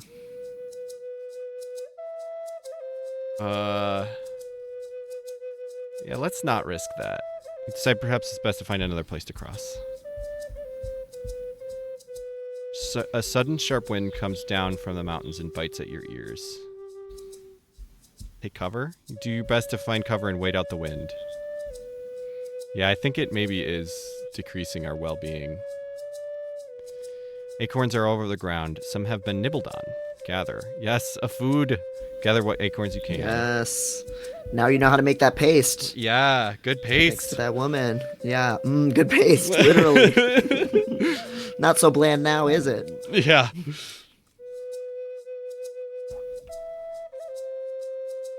Did we read this acorn one? I don't think so. Acorns boost energy. When properly prepared, acorns are a good source of calories and protein. They help protect the heart, reduce inflammation, and have bactericidal properties. Tannins found in raw acorns are sometimes used to tan hides. Nice. Nice. I imagine it's like a chestnut. Have you ever eaten like a roasted chestnut? Yes. I feel like I had a roasted chestnut at a Christmas thing before. That's a thing, Yeah. right? Yeah, kind of starchy. I kind of liked it. Yeah, I can't really remember. I remember enjoying it, but not anything else. My do boy. Hello, Hisasaka. How are you? I'm out picking berries today for my mother. She is sick, and so I'm helping out. You look very strange. You are not from the mountains, are you? Cannot gift food. Land management. Prior to colonization, the Maidu enjoyed the benefits of one of the most refined subsistence patterns ever to have existed on the planet. The Maidu are known particularly for their understanding of forest management practices, sustainable forestry, before it was called that, including the use of planned burning to manage acorn-producing oak groves and healthy meadowlands. Although they did not have as much contact with the first waves of Spanish in California, the gold rush ravaged the Maidu. The gold rush ravaged the Maidu as it did all the other California tribes. Oak groves retended for centuries were wiped out. God. As subsistence foodstuffs and foraging areas were destroyed, the people began to move towards the cities to find work and resources. Yeah, it's crazy. Just the number of like centuries old trees and Yeah. ecosystems. And that never had a negative consequences ever again, and our environment is fine. We're definitely not paying the price for that now.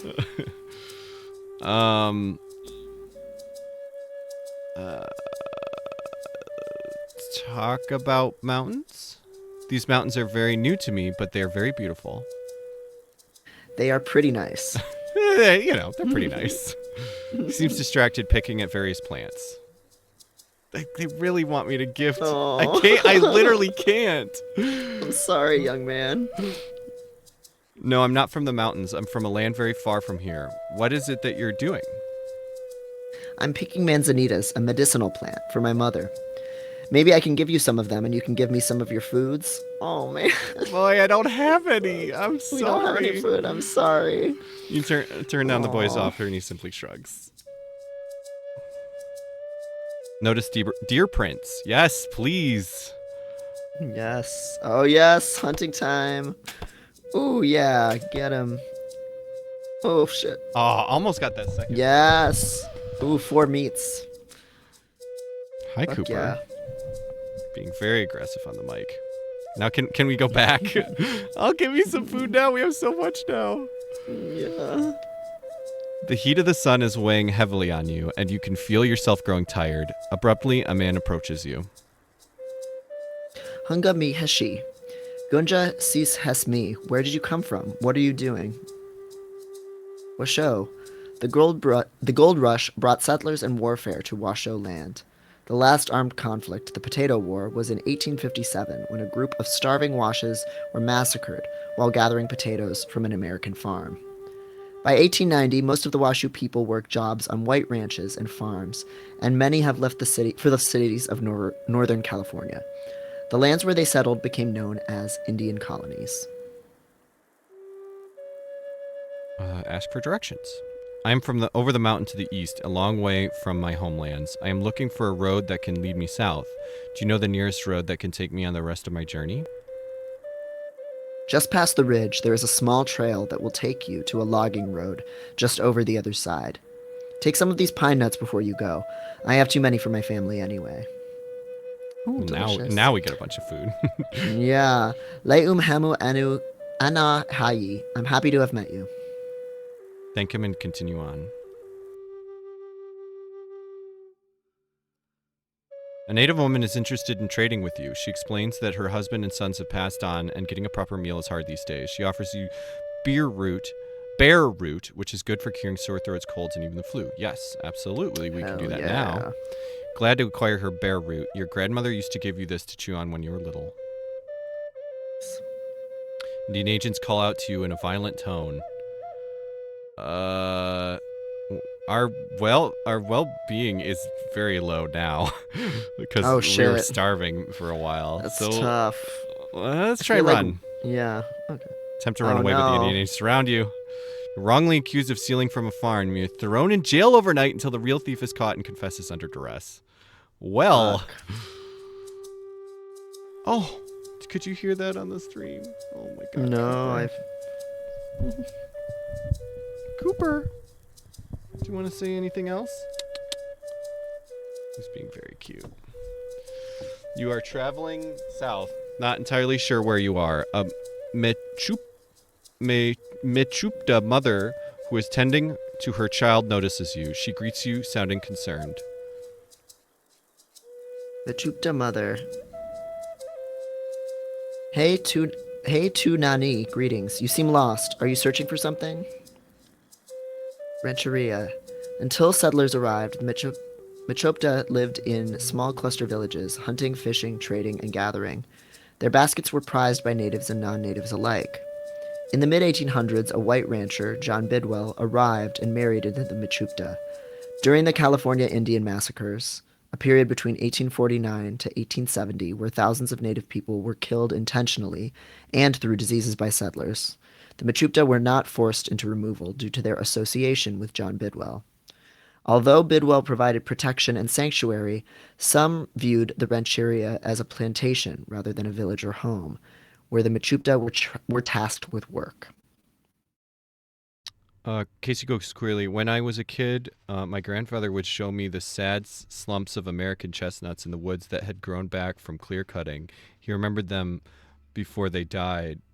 So, like, really made that history real and not that far away. I cannot imagine how much more powerful it'd be to have a whole culture that held that knowledge. Yeah. Mm-hmm. Yeah. What used to be present and Yeah. what's now gone.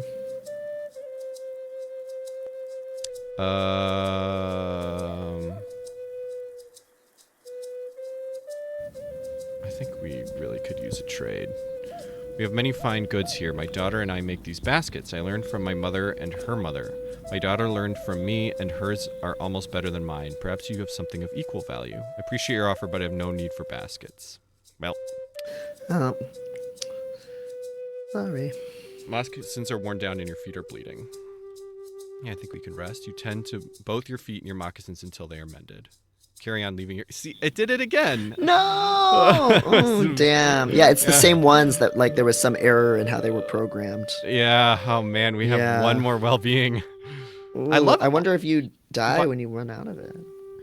I think these graphics are not on the home screen too. They're really pretty, these graphics on the screen. Yeah. We have one more well-being. Oof. Sacred sage is rooted firmly along the water. Yes, please. Let's gather sacred sage. Sage by Tasha Hart. Sage is a purifying agent. Burned as smudge, sage is an important ceremonial plant. As a tea, it has antimicrobial properties and can help regulate menstruation. It is utilized in the treatment of burns, wounds, and bruises.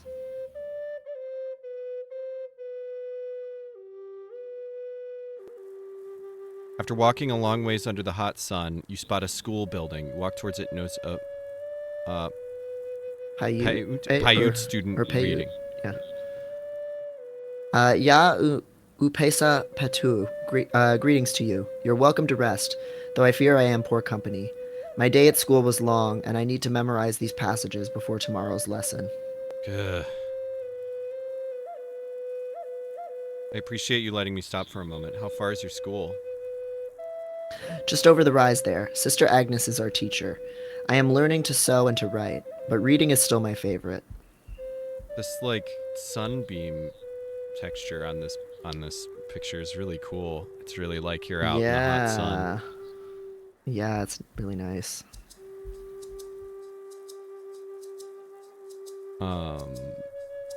Where's our food at? Still not great. Don't think we can really gift. If you feel like reading out loud, I will be a willing listener. That would be very kind. I can always use the extra practice. Numu, written by Lee Francis IV. Numu, as they call themselves, had lived in the area north of Reno, Nevada, as far back as could be remembered. They lived in multiple bands and moved back and forth between them. Before the settlers had arrived, they subsisted on fishing, gathering, and agriculture. They adopted horses from the Plains tribes but had very little interaction with Americans until the 1830s and 40s when the gold rush began to move settlers west in droves.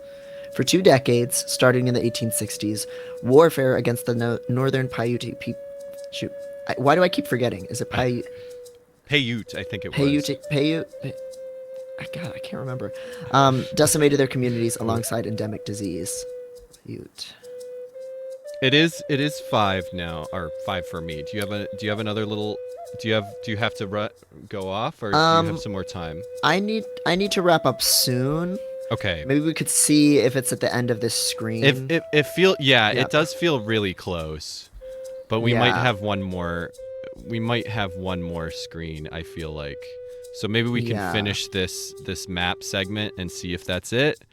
Yeah. And if it goes to another map segment, we'll leave just a little bit more for next time. Sure. And it was Paiute. Thank you, Allie. Thank you. That sounds right. Yeah. You're getting ready to rest for the night as the stars shine brightly above. Definitely look up, get some of that good. Wellness. Fall asleep under the watch of Moose, who provides food, clothing, and shelter by offering itself to the people. Moose provides food, clothing, and shelter for the people. When a moose is killed for food, the beard on males is hung high on a tree. It would be disrespectful for the moose beard to be on the ground, since Anishinaabe recognized that the beard is among the stars. Instead, the beard was placed high on a tree branch to reflect moose in the sky, the Pegasus constellation. This was a way to honor and thank the moose for giving its life. Hell yeah. Yeah, feel restored when you wake up and continue your journey. Very restorative. Feel extremely thirsty and continue on in search of water. You manage to find a shallow source, but the water looks questionable. Our wellness is so low, I'm going to try to drink. Uh-oh, that water gave you cholera. Cholera. We do have medicine, though, so I think that's okay. Try to use your medicinal knowledge to try and lessen the discomfort you're about to deal with. Dig a hole and spend some quality time there, but things definitely could have been worse. That's very discreet writing. Yeah. Have a little quality time on the philosopher's throne. Philosopher's hole. The lakes all around you Yes. remind you of home. Yeah, I think we could rest. You soak medicines in water from the lakes to make a refreshing drink. Nice. Maybe it'll help your butthole. Yeah. You see an abandoned wagon which is washed up from the water. We looked outside last time. We got something similar to this. Let's try looking inside. When you look inside, you find nothing but a wagon wheel. Well, fuck me, I guess. See a long path before you towards another place. So let's see. Missionary attempts by the Spanish to convert natives and establish land claims in California have left many tribes deeply impacted. Secularization of missions only further divides tribes, with many turning to migrant labor to survive. Since California was acquired by the United States, many tribes have mixed with non-native populations in the area, while others work on local ranches. Some have established intertribal rancherias. Yeah, so I think maybe we just have this last screen? I think so. Yeah, because I think it is supposed to end in California. So I think we're heading to the coast. I think we can do it. Yeah, you think we got enough time? Okay. I think so. Yeah, 'cause I think it's pretty that close. was quick to get to this screen. So Yeah. notice a rabbit hole. Hunting time. Damn. Ah! Shit. Just One the meat. one. That's okay.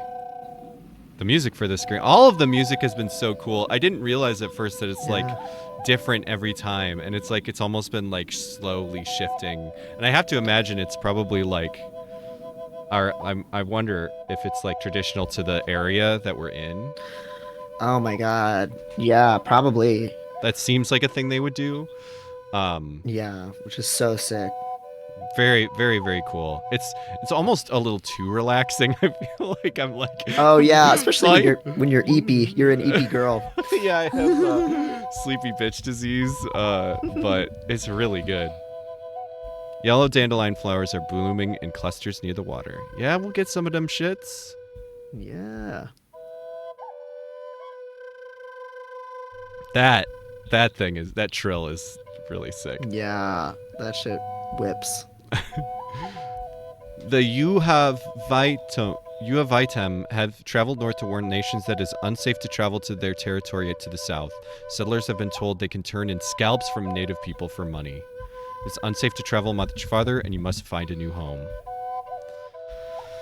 All right. You find your way to a community that has managed to rebuild even after the fallout of allotment. However, only a young girl is in sight. She seems very friendly, even though you are a stranger. Nihimi girl. Mun ahu toel ihan no pa te. Hello to all people.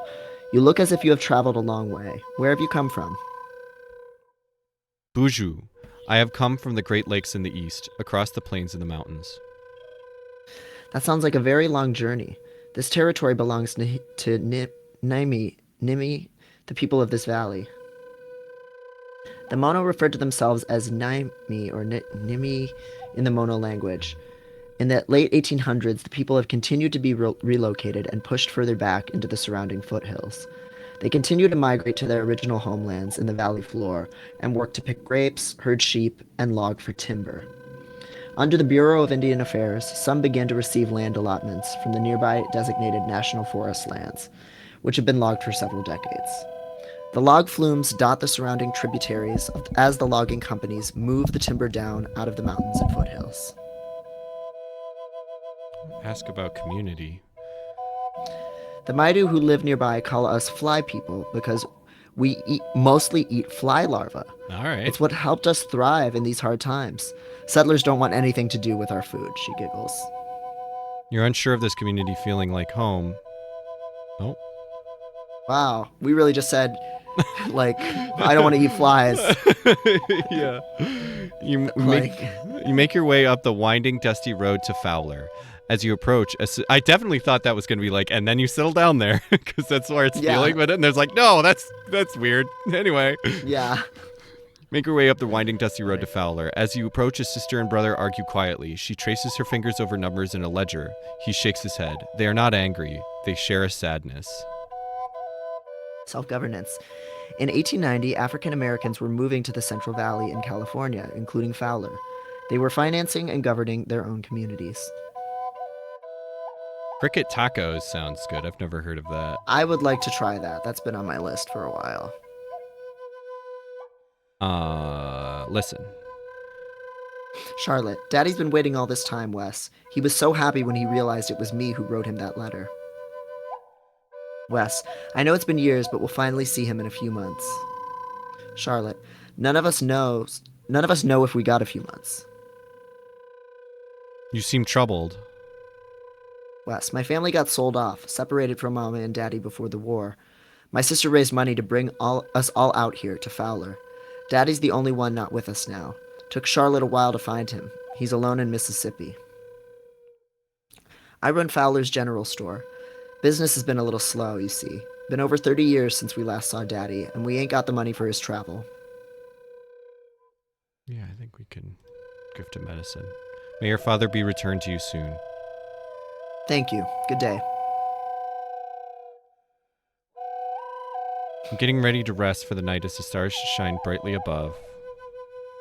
You nod off while gazing at a jijak crane who leads the people to stay strong. A Jijak, crane, the Cygnus constellation, is also known as Beneshi Okanen, skeleton bird. A Jijak is honored for leading Anishinabeg to Bawating, the place of the rapids, and informing them of how to establish their village. Stories about Benishi Okanen are only told when snow is on the ground. Feel restored when you wake up and continue your journey. Cricket tacos are very edible, but certainly not something I miss having access to. Eaten some in Cabo San Lucas before. Storm has made landfall, bringing with it heavy rain. The stream you need to cross has gotten high. Damn, fucking ask if I could have some, you know what I mean.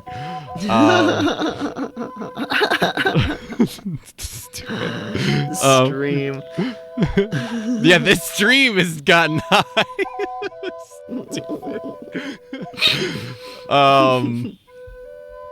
I'm gonna try and cross. It's probably a bad idea, but we're gonna try. We lost some, we had some well-being. As soon as you're under the water, the heavy current pushes you over. You barely make it to the other side. Oh, wow. We have Ooh, wow. a lot of choices. Oakland, San Fran, or LA? That's interesting. Or back the way we came. Yeah.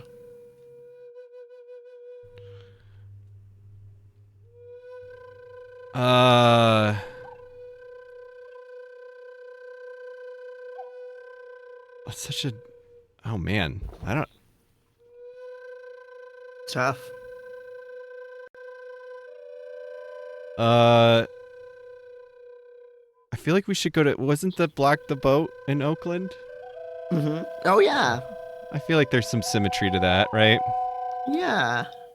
You were looking for work in Oakland on traditional Ohlone territories when you come across a mestizo who may be able to help you. Ask about work. Anin, I see you're delivering goods. Are you by chance hiring for work? Jose. Hola, ¿qué tal? I understood the English, but not the first word. You're looking for work, see? Are you a hard worker? ¿Trabajas bien? Anin is a greeting in Anishinaabe Moan. And yes, I'm looking for somewhere to make a living. I am far from home. Oh, eres Anishinabeg. The last person dijo buju, so me confundi.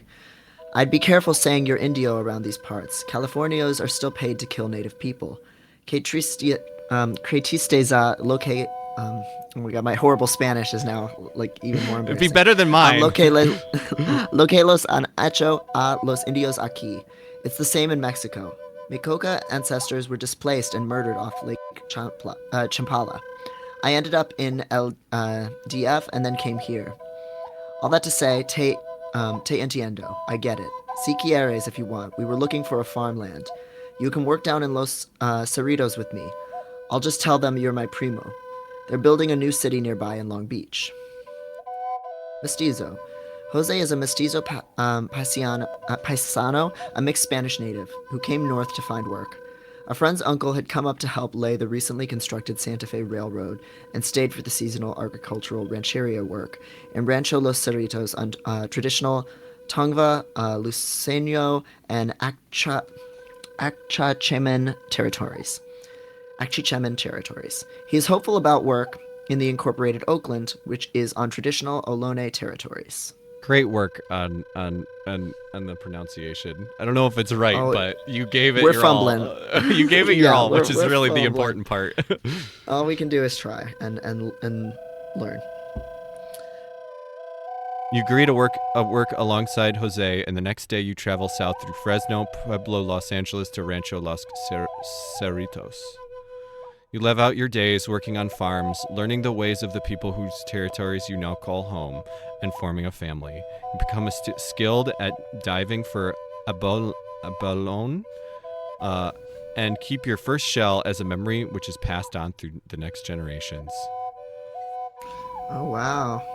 You remembered honorably. Oh. Wow. But you have to pretend to be mestizo. Yeah. It sounds like for forever. Made possible by the San Manuel Band of Mission Indians. created collaboration with Indian Land Tenure Foundation and Games for Entertainment and Learning Lab at Michigan State University. Yes. Very cool. Very, very cool. Yeah. And every ending is different. I know I can't remember what ending I got, but it was not that one. So you kind of do pick like where you end up Yeah. trying to find a way of making your own way, and what sacrifices you have to make to be able to do it. So very, very cool. Thank you so much for everybody who stayed and watched. We do only have 11 viewers now. But I don't care. It's great. It's great. Yes. It's a great game, and I'm really glad that we played it. All the VODs will be up on our YouTube if you wanna watch through them. Yes. Thank you so much. And this game is totally free, so check it out yourself. It's on itch.io. There, including me and Devin, there are dozens. There is a dozen, just about There's a dozen right now. Yes. But I'm sure lots more people will watch the VODs, and this is so fun. We'll definitely do more games and stuff. This has been fun. Yeah. The blend of like having this is like the after party, the games that we play, or the after party. So. Baker's dozen, yeah. Yes. Keeping company while beautiful game while I do a very lonely house sitting gig. That sounds fun. Oh, very cool. All right. Well, I need to get rolling. Okay. Yes. So. Thank you so much. Let's see if we can. Do you need to? If you need to just jump, I can find a. No, we have time. We have time to do a. Do a raid. Let's see. Got Trans Riot Music. Is that someone you know? Oh yeah, that's free 99. Yeah. Oh, okay. Let's see. Do that. Oh, this will be fun. If anybody's into, since we're playing games, there's a